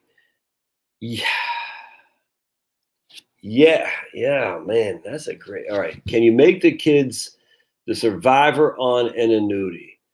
All right, that's a great question, Lee. I had an idea when I was at USAA of making of that exact. It was literally the exact same thing, and I remember I couldn't do it, and I is the contract at USAA that I could not do it. And I can't remember the issue, but I said, what an idea. Gramps makes a guaranteed income annuity based on his life, and then he makes the child who's 18 years old survivor beneficiary. I said, man, but it wouldn't let me do it. And so I'm assuming the answer to that is no, if your kids are if they're not the age of majority, but you'd have to look at the contract specifically. I can't remember, but even that, I remember trying to make it. I almost want to say if it was not the spouse and there were more than, I want to say 10 years difference, they wouldn't. I can't remember. It was a contract. I just remember I thought about that. And that was a good thing. What do I think about? Yeah, I don't like that act, Steve. I'm not a fan. Is he still pushing that? I know last year Devin interviewed him, or 2 years ago. Is that still out there? Yeah, I'm not a fan of that. Off the top of my head, I can't remember. I just remember I wasn't a fan back then. I'm not a fan of it now. I think you should listen. I put on my community tab on the YouTube channel. Andrew Biggs was interviewed by Christine Benz at Morningstar just the other day, and it's on YouTube. It's their podcast, but his proposals are freaking awesome. I'm 100% on board with Andrew Biggs' proposals, and you should listen to it. And if you do, you'll say you'll be on board with it too. Because the point about Social Security was to keep people out of poverty. And it's done that without question. It's not, that's the point of Social Security. Always was, always forever be. Keep people out of poverty. So maybe we can give people a little bit of a bump to keep out of poverty, right? But eliminate some of the top line benefits to not people who've paid in, but people coming up, if that makes sense. And I 100% agree with that. So basically what happens is, all right, we'll say everyone has a minimum benefit at $2,000 a month, whatever, you know what I'm saying? And if you paid a little bit more, you'll get a little bit more, but everyone has a minimum benefit. Everyone pays a certain amount in based on employment. And I'm butchering what he said there. But the max benefit is not that much higher than the minimum benefit. But you can't do that to people who've paid in. I mean, that's not fair. So you do it to people who have yet to pay in, or people who just started their career, under the age of 30 or something like that. Say, look, we're all going to pay in. Everyone's got to have a minimum benefit of whatever, $2,000 a month. And then if you pay a little bit more because of your income, you can make $3,000 a month. But if you're making a certain threshold of money, it's on you to start saving. To save for your own retirement. And I completely agree. Social Security was kind of like that. I mean, that's what I was saying. It's like, we got to reduce the top line benefit. Some guy was saying that the other day. I said, dude, the top line benefit is only $3,200 a month. I was like, stop being an idiot, man. The top line benefit is $3,200 a month. And that's it. It's not like a guy's making $150,000 a year in Social Security. I mean, with delayed earnings credits, it's more than that. But that was the actuarial tables that the Social Security Administration used back in 1983. But I mean, I'm sitting there thinking, these freaking people are stupid, man. I'm so sick of this crap. It's like, use your head before you make a stupid comment about Social Security. We got to eliminate, the idea that Bill Gates is making bank on Social Security. It's just freaking stupid. It's stupid. He's not. He's not making bank on Social Security. And he's like, well, he doesn't need the money. I said, hey, the top line benefit. Go tell somebody who made 139 with raising 4 kids that he should have his Social Security reduced because he doesn't need the money because he made the top line benefit. Yeah, go tell that guy. Yeah, come to his house and tell that guy that he won't need the money because he was making the top line benefit. Yeah. Especially who lives in, say, San Francisco or New York City. Go tell that guy, you friggin' fool. I always love, that guy, not me, though. Just like the whole thing. Don't tax you, don't tax me, tax that guy behind the tree. Freaking pisses me off. Oh, yeah, but Josh, you do the same thing. You're damn right I do the same thing. You got to go after these hedge funds managers. They're not making top-line Social Security money. They're making freaking millions and millions and millions and billions a year by pushing papers point A to point B, freaking taking apart companies, freaking taking off the skeleton and selling it to foreign investors, and the foreign investors come in and lay off everybody. Freaking Mitt Romney can kiss my big fat behind, and all these hedge funds guys. That's all they do. They take the carcass of these companies, they tear them up, and they turn around and sell them to foreign companies for a freaking premium. And next thing you know, all these guys are getting laid off. It's such a freaking clown show. Oh, but we don't want to raise taxes. Why don't we freaking have a different conversation? Well, we say, whoa. How is a hedge fund guy? I'm just curious. What are you exactly doing for those billions of dollars? I'm employing people. Actually, you're not. You know why we know that? Because you're letting people go there. Mittens, Romney. Yeah, freaking clown show.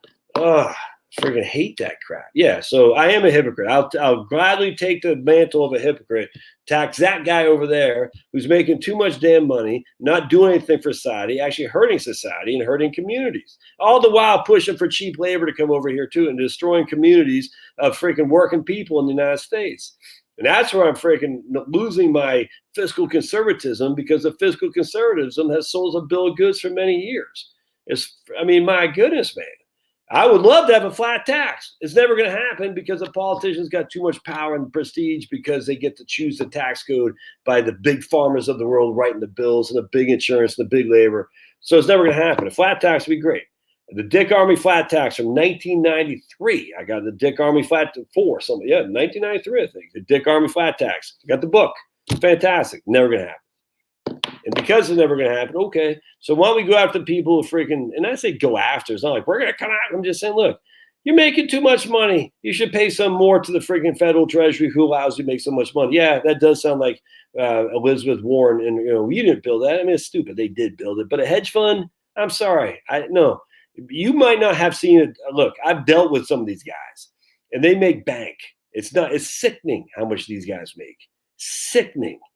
And it's not right. It's not right when we have people who can't even freaking afford their health care. We're sitting there like, I got to stay in some crappy old woke job because health care is freaking, $2,000 a month because I'm making just a little bit more than to qualify for Obamacare subsidies. While hedge fund manager is freaking making $25 million a month.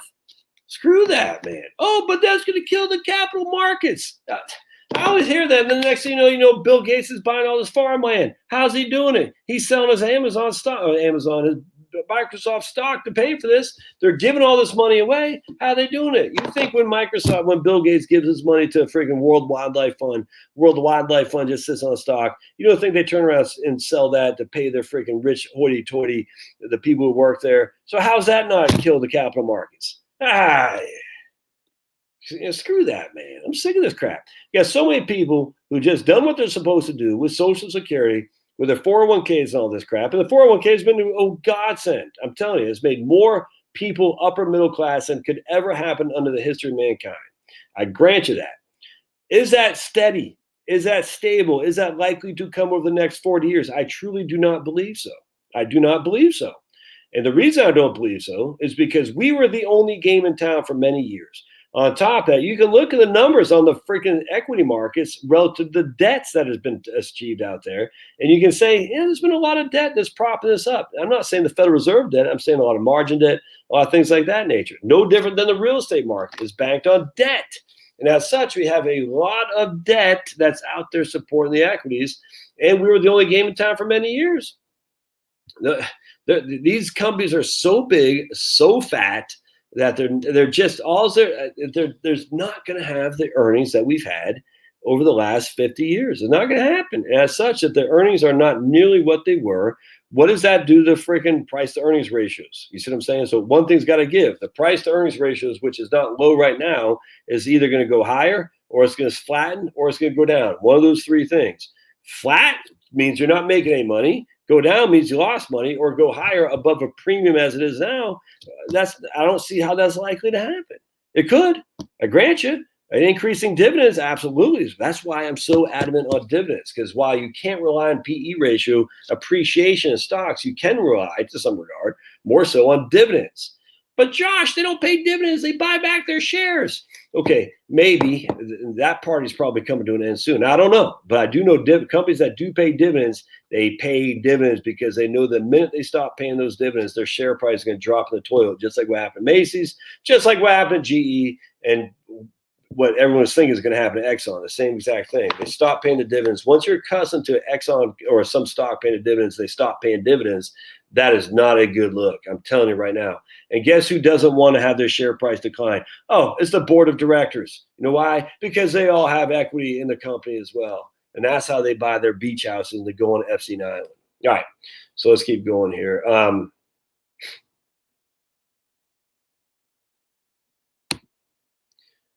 Ford still sell ICE vehicles. Yeah. Oh my goodness, they make so much money in Ford F-150s. It's nuts, man. Harry just thinks the that ICEs are going the way of the dodo bird. I don't think so. I don't think so. Yep. Ford makes the best pickup trucks, the F-150s. That's what sells big.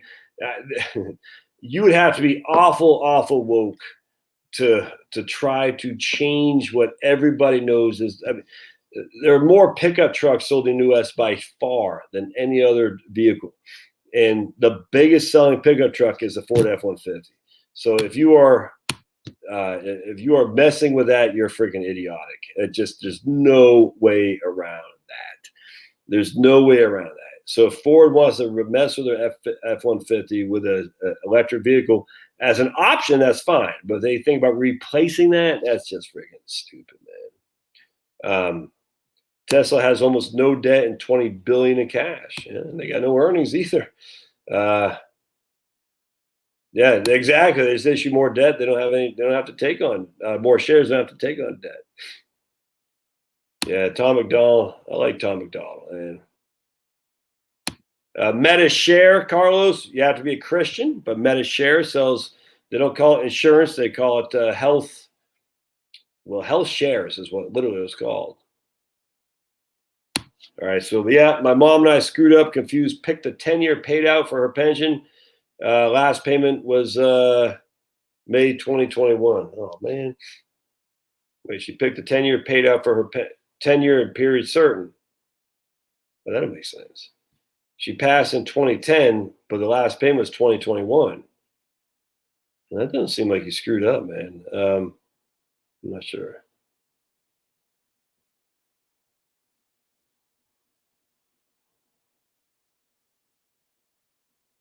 At what point do you tell an investor they've invested in too many funds or ETFs? I mean, this is why everyone's down on the TSP. There's not enough investments. Says, what more do you need?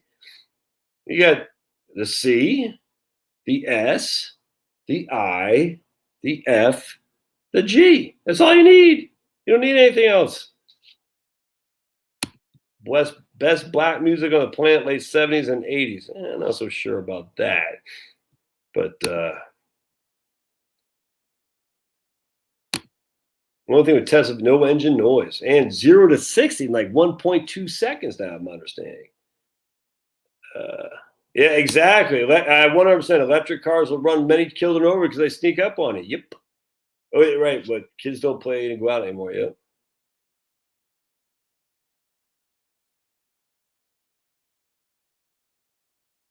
Yeah, someone just said black music in the 70s and 80s.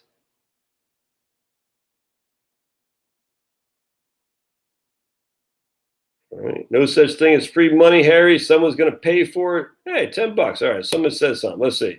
You gave me confidence to retire at age 62. Your advice helped me start Roth conversions last year. Your Social Security book convinced me to postpone my benefit. Thanks for your help. All right. Thank you, sir.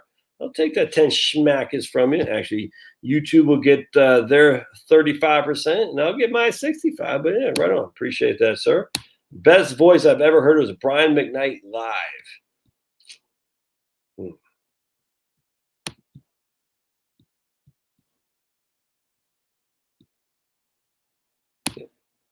No, I think I'm going to be she, he. I think that's what I'll be, she, he, to confuse everybody. You open a phone call in regards to a consultation about your opinion regarding? No, I'm not open for that. Sorry. Yes, okay, let's see. I hate, it always creeps me out. A great Memorial Day weekend. It seems to be and I appreciate it for a Flash. I just, I don't like a great Memorial Day weekend. It's like we're forgetting what Memorial Day was for. And it's I don't know, it's not really to celebrate, if that makes sense. It's to remember, and hopefully we don't fight any more wars. The idiocy of what we put men through and the women who left behind. That's the thing that freaking ticks me off too. And I tell you about this book all the time. I'll bring it up again. Hold on a second. It's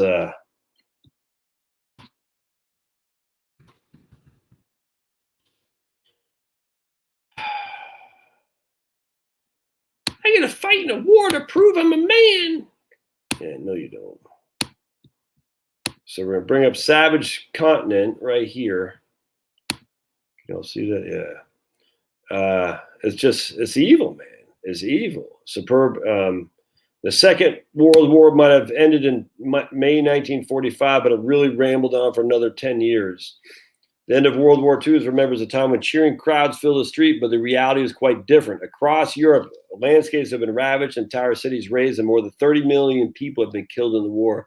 The institutions we now take for granted, such as police, blah, blah, blah, were either relatively absent or compromised. Crime soared, economies collapsed, and whole populations hovered on the brink of starvation.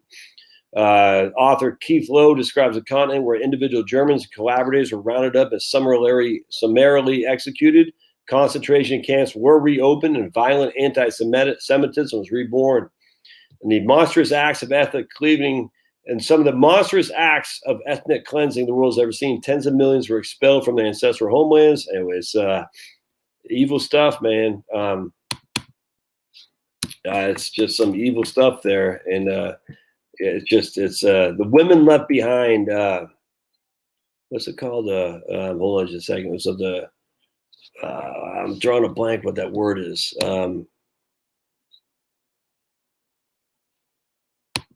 Hold on just a second. It was called. Hold on, I gotta find this book. Hold on a second. Oh yeah.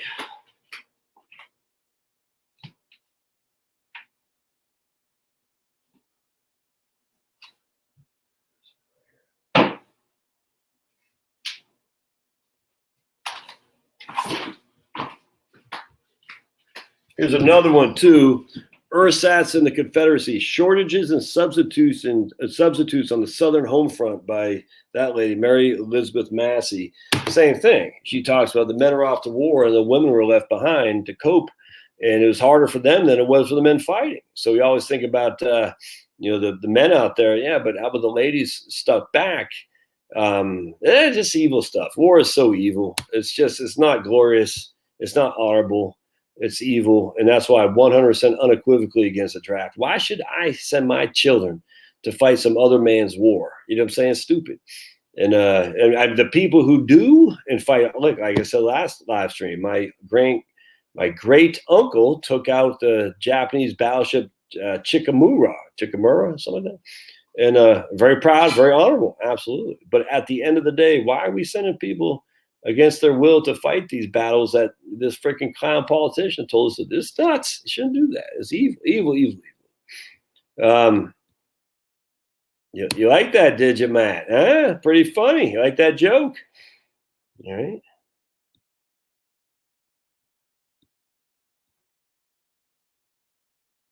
Harry, all the good music has already been recorded.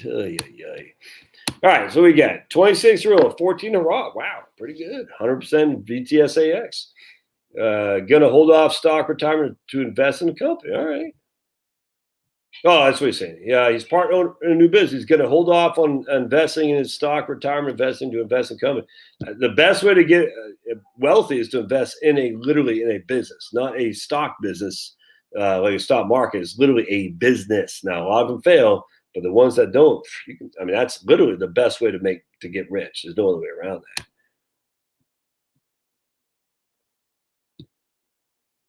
All right.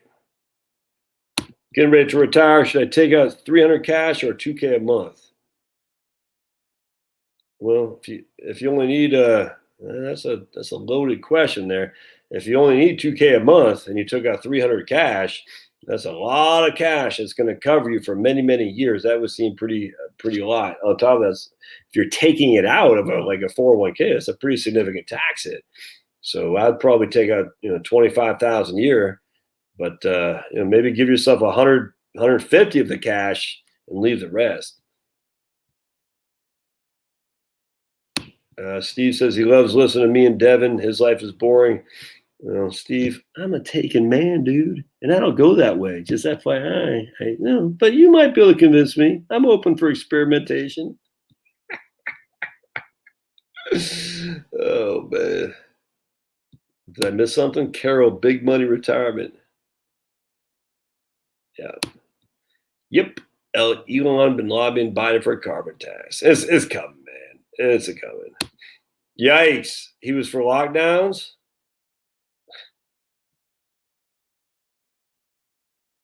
All right. Plan on retiring in September. 1.6 million mil. Only debts 20,000 on my home. Only concerns healthcare. Even if you're paying $1,000 a month in healthcare, I mean that's $12,000. Over a course of 7 years or so, 8 years or so, that's that'd make a small dent in your 1.6 million. You'll be fine. Yeah, remind me. I love it. Remind me what Tesla's PE is again. Yep. Meet Kevin spread FUD. What the hell's FUD? I always forget what that means about Tesla back.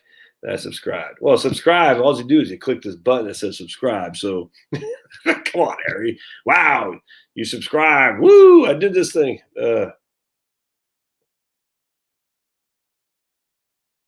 Other than risk tolerance, are there other metrics you can use to determine how far to let your portfolio value drop? Yeah, you literally forget the stupid risk tolerance. You say, I got $100,000. An average market bear is 25%. A 25% decline happens every 4 years or so.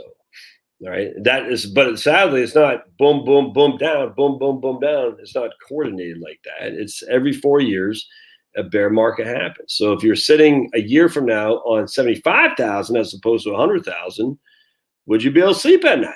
Now, if you're still working, the nice thing is you're still plugging, you're still plugging, you're still plugging. So let's say you're putting out $1,000 a month into your 401k with your money and your employers. All right. So $1,000 a month. So your market goes down from 100,000 to 75,000, but you also added another $12,000. So you're still at $87,000. So in truth be told, you're only down 13%, if that makes sense. That's a lot easier to contend with if you're plugging money in. I tell you, the difference between putting money in and taking money out is the difference between night and day. So if you're taking money out, on the other hand, you're down 25%. Now you're also down the 25% decline in the markets plus the 12,000 you took out. So that's a challenge. That's what you got to look at. So okay, if I was down 25% and put in dollars, not percentages, you got to put in dollars. A year from now, would I be okay? And the problem is that you can't just say, okay, so I would be okay there. But what happens if you went down another 15%? You see what I'm saying? And this is where people forget. Just because you can look in hindsight, said, would I be able to handle the 1973 and 74 decline? Well, in 1975, the beginning, you didn't know that was at the end. March of 2009, you did not know that was the end. You see what I'm saying? March 23rd of 2020, you did not know that was the end. This is what drives me insane. If I could handle a 25% decline, could you now? Could you? Because when it's happening, it's a hell of a lot different than looking at it 20 years later. So yeah, I can handle that, especially if you're retired. Now, if you're not retired, you're just plugging money in. Yeah, more power to you. I bet you could. If you are retired, I'm telling you, man, could you? And this is going to go into one of the things I'm going to talk about in the next couple of days about some ideas I have to protect that downside. I'm not going to get into it yet. But again, anytime you're protecting downside, you're sacrificing upside. You can't have both. You can't. If you want stock-like returns, you have to be in the stock market naked with no protection. There's no other way around that. If you want protection, you're going to sacrifice some upside. That's all there is. This is not rocket science here. It's easy. Everybody knows this, but yet people say, "Oh, you can have." I was watching some clown. Yes. Oh, someone sent me this video. So ticked me off what this guy was saying. I was like, dude, you're either you're too ignorant of an advisor on YouTube. Either you're too ignorant about what you're selling here, or you're misleading people. Either one is not acceptable. So remember, this guy was trying to pawn an annuity of some sort, and he said it has a guaranteed of 7-8% a year increase. I said, no, it does not have a guarantee of 7-8% increase. It doesn't. It might have I bet it doesn't have this. It might have a guaranteed on the increasing income stream, and I highly suspect it's not that either, because I've yet to hear an annuity that gives you a guarantee of 7-8% increase on the annuities on the income stream. Actually, I should not say that. For 10 years, yeah, no, that's probably true, actually, now I think about it. But anyway, I said, no, it does not have a guarantee of 7-8% increase on the cash value. Maybe on the income stream, but not the cash value. And that income stream is actually valuable. You see what I'm saying? So point being was, he goes, oh, you get 7-8% a year guaranteed. So you don't have any risk in the market, whatever it was. I was like, dude, it's so frustrating because that's not true. What this guy was saying is and I'll get more into this next time, but on the guaranteed annuities, the deferred income annuities, where you're basically saying, look, I'm going to turn over $100,000 to an insurance company. I'm 60 years old. In 10 years, I don't know what that $100,000 will be worth. It could be more, it could be less. But I do know I'll have $200,000 for which I can draw usually 5% a year from. Okay. Now that could be adjusted with inflation. It could be adjusted up with inflation, but it'll never go below that 5%. So in this case, it'll never go below $10,000. Could go more, but never go up. But the cash value will certainly not give you market-like returns, because anytime you have these guarantees, you're paying fees for it. And the fees aren't cheap, if that makes sense. And I'm not against these products. They're annuities. I'm not against them at all. In fact, I think in this day and age, it might be even more accommodating to look at for sure. But at the end of the day, the implication was you'll get 7-8% guaranteed on your cash value, what I call walk away money, and you won't. And no one in their right mind should ever say something, who's an advisor, that allows people to walk away from that thinking that's what you get. So because what's going to happen is, whoa, you're saying I can get 7-8% guaranteed? Well, hell, sign me up right now. All right, just defer Social Security. No, I don't want that. That's not what see, isn't that funny? Whoa, you're telling me I can get 7-8% guaranteed a year, adjusted for inflation? Yeah, it's called Social Security. No, that's weird. But if someone says I can get 7-8% guaranteed in an annuity product, you're like, oh yeah, sign me up. Well, I just want to be sure. That's not your cash value, not your walk-away money. That's just on the income stream. Oh, you see what I'm saying? Yeah, shut the wall. Yeah, right. Tom says, you think Harry has sort of stake in Tesla? Right on, man. Ford's got a PE of 14.8. I remember my mom she made some money in Ford many years ago. I bought some shares in Ford, and I did okay. Let's see, what's Ford doing nowadays? I haven't looked at Ford in a long time. That was at like 6. Oh yeah, Ford's whoa, what the hell is happening to Ford, man? It was at 1133 just 2 weeks ago. Now it's up 50%, 40% in 2 weeks. What's going on? Whoa, what, why,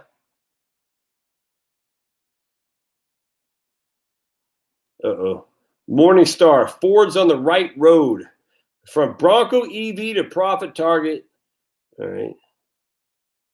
There we go. Ford stock jumps as plans to offer more electric vehicle earns Wall Street praise. And that's the problem. It earns Wall Street praise. Does it earn the pickup truck buyers praise? No. Yep. Ford's $30 billion investment in electric revs up its in-house battery research and development. This whole thing is so damn corrupt from front to bottom. Just say, I'm going to start an electric vehicle car company, Invest in me. You know what else I'm gonna do? I'm gonna have we're gonna start an electric vehicle car company, and I'm gonna create all my batteries with solar panels. Invest in me. And then what we're gonna do is we're gonna donate to save the polar bears from climate change. Invest in me. Send me your money. So there you go. So I have research and development of battery technology using solar panels in my wind turbines. They have nothing but electric vehicles, and in fact, we're going to make it so I have a woman's the CEO. That's what we'll do. A woman's the CEO. Yep, that's what we'll do. And we're going to put all profits to saving the polar bears in Antarctica. I bet I could raise $1 billion just like that. No, well. No, you know what I should do? I should get a guy from Guatemala. No, it won't be that. For some reason the libs aren't so keen on Guatemalans so much. I got to find maybe a young teenage white girl from Sweden. I could say she'll be the one because some reason if you're a lib, you know those Africans and Guatemalans and stuff. Yeah, we like you, but as long as you stay over there, you know. But we like the rich white girls from Sweden. With parents who are very woke, who are actresses and I don't know some tuba player or something like that, who travel around with the Davos crowd. So we'll invest in you, and you can come to our parties. Those other people, no, we want them, and then we can get rich. Yeah, that's what I'm gonna do. I'm gonna be a she/he named Greta with ponytail, and that's gonna be my company, the Greta EV company. We're going to make bank, folks. We're going to make bank. It's going to be awesome. All right, let's see here.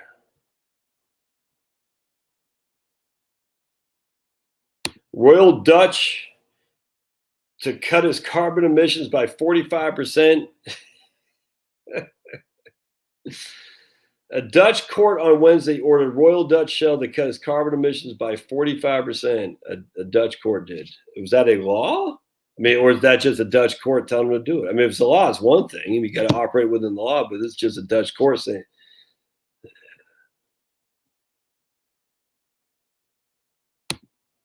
I think it always makes sense to save money in these nuts. Absolutely. Well, I'm not sure. Are those mutually exclusive? Do you have some money on the side? I guess I don't know. Invest in yourself, says Harry. But yeah, I mean, having some money on the side just gives you flexibility to.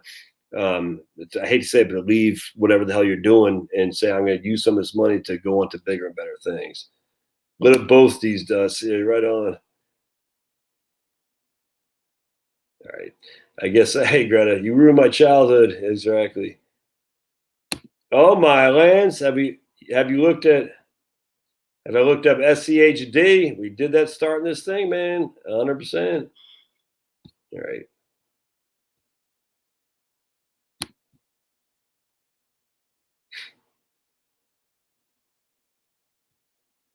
Sweet. So then people will buy my cars then.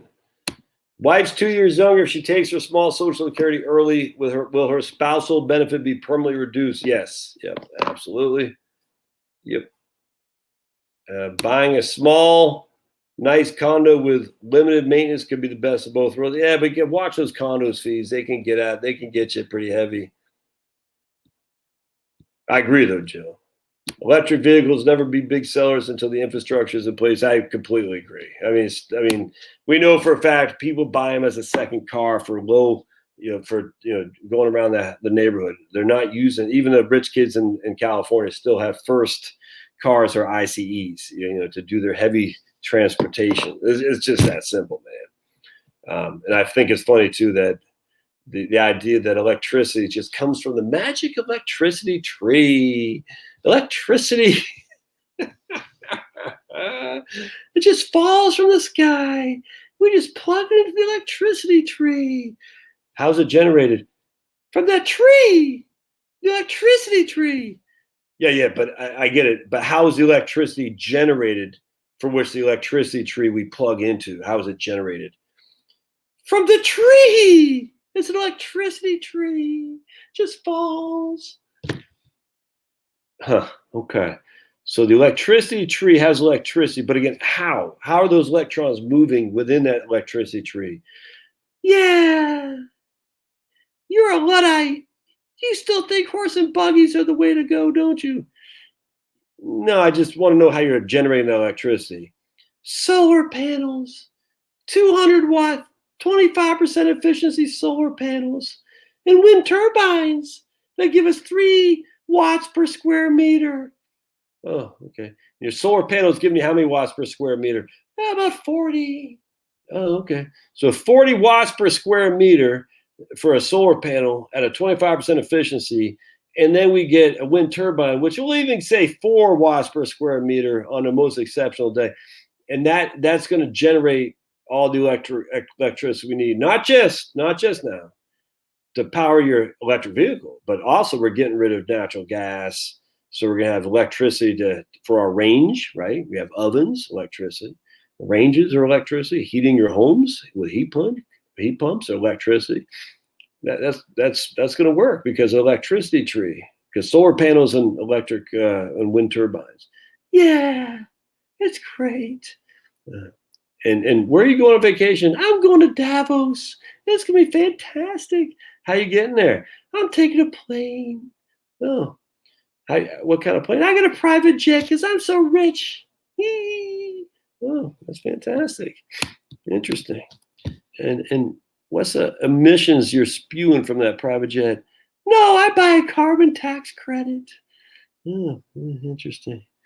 We're not dealing with the best and brightest, my friends. But I do eat vegan. I do, and I don't like those chemicals on my food. So I eat organic. Did you get the vax? Yes, of course I got the vax. Okay, gotcha. So we're eating vegan. We buying carbon tax credits. We don't like chemicals in our food. We're getting the vax. Solar panels and wind turbines. Got it. And you're flying to Davos. Got it. Sad thing is that is literally a good portion of the United States right now. This is why we're doomed. That's a good doomed. There's going to be a come to Jesus moment for half the country, probably 60% of the country, and then 40% of the country is going to be fine. And it's going to be fun while it lasts. Until then, just remember, it's collapsing, but this isn't unusual. I mean, we've been warned about this since the dawn of mankind. Man is fallen. Man will fall. And the rise of Jesus will come again to save us all. That rhymes. And so salvation is coming. The question is when, where, and how. We don't know. But, my goodness, you can't keep this up, man. My goodness. You cannot have a society run by woke women. You can't. It's going to be destroyed internally. And then ultimately, it's being destroyed internally. And then it's going to be destroyed externally. This is just a fact. Woke women cannot run a society. And that doesn't mean woke women are evil. It just means they don't have what it takes to run a society to keep us free from domestic and foreign people who want to hurt us. They can't. It's a man's world where men defend. And right now, men are being castrated where they can't say what is true needs to be said. That you shall not pass. You shall not pass. And we all know this. It's not anti-women the least. It's pro-women. Because we want our women out there to be defended from the freaking people who are coming down to grab us all, the Visigoths and whatnot who are coming, and they don't play the woke crap. That's for sure. And when they come, it doesn't matter what your PhD says. The Visigoths are coming, and you're going to be the wokes are going first, if that makes sense. Yeah. So enjoy it while you can. And yes, at the end of the day, I'm absolutely optimistic. Because we have the collapsing and we have the growing. The collapsing is the West, by and large, but there's certain pockets of the West that are growing. Live, be fruitful, multiply, who are doing that. And as such, these people are going to be there when the fall happens. And again, it might not be in my lifetime, might not be my kids' lifetime. I have no idea. The way it's going right now, though, man, it is awful. It is happening fast and furious, and it's going to be fun to behold and watch. So don't get too frustrated. Don't get too, what's the word I'm looking for? Don't get too depressed. Just smile. Remember that we know how the book ends. It's right here. If you need a reminder, pick up the book and highlight. You take you by all means, go to the New Testament, which a lot of people do, and then get your highlight out and start highlighting the passages you want to refer back to. Let's see. I picked up this one right here. This is in John 6:56. What was that? I don't have my reading glasses. So 6:34. Sir, they said, from now on, give us this bread. Then Jesus declared, I am the bread of life. He who comes to me will never go hungry, and he who believes in me will never be thirsty. But as I told you, you have seen me, and still you do not believe. All that the Father gives me will come to me, and whoever comes to me, I will never drive away. So as you're never too late to love Jesus. And by the way, as someone posted on my website on the YouTube channel, I don't believe in Jesus. I said, I don't believe in God. Yeah, you don't have to believe in God, but God believes in you. He believes in you, and he's ready for you to come back.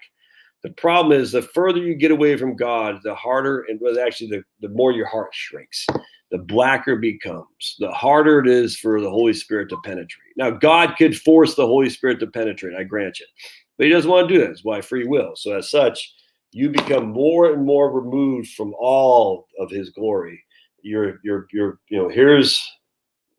the Son of God, literally the Son, the everything, the fountainhead, and you're slowly shifting away. Your heart's getting harder, it's getting blacker, and at some point it will be impenetrable, and then you're lost, and that's your choice. Like C.S. Lewis says, God says, we say, God, thy will be done, and then God will say to you, thy will be done, and thy will be, you will be removed from him for eternity, and that will be hell. Whether that means you'll be burning into hell in a pit of fire, I don't know. I don't think that you even need to be. I think you'll be so miserable without God's love, and so keen to prove you don't need God's love for all of eternity, you'll forever be fighting a battle. Say, I don't need God. There's no God, and you'll never be happy. And it's sad because we who believe and have asked for forgiveness will say we are with God for eternity, rest, and salvation, and whatever else glory is waiting for us. I don't know. It's gonna be great though. It's gonna be a hell of a lot better than living here. And so spread the good cheer. Be of good cheer. Be of good faith. Remember, Jesus will win. The book is written, and don't hide behind your faith. What I mean by that, don't hide it under a bushel. No, I'm gonna let it shine, let it shine, let it shine, let it shine. You need to do that more and more. More people need to see that you're happy in your faith, because happiness is attractive. It's addictive. It's alluring. Smile. Show those pearly yellows, and people say, "Why are you so happy?" Say, "Because I love God." And God loves me. And but they're going to sit there one day and they're going to say, that guy Josh, why is he so confident? I don't like my life. Maybe he's got something that I would like to have. Oh my goodness, this is now a religious channel. We got dogs, we got religion, we got sports, we got politics. I just want finances. It's all good, man. It's all good. All right, so this lady says, woke woman, you can't believe the seemingly smart, intelligent men I work with that live in a fantasy land, although so there you go, God bless. Okay, I'm not understand what you're saying there, but okay, well, trust me, there are plenty of gamma men out there who are even worse than woke woman. Trust me. Jeez. They've been castrated. Told that they shouldn't be men. As such, they try to be male feminists. And there ain't nothing worse than a male feminist. All right, I'm getting out of here, my friends. God bless. Love you all. Peace out, and smile. Show those pearly yellows. Thanks now.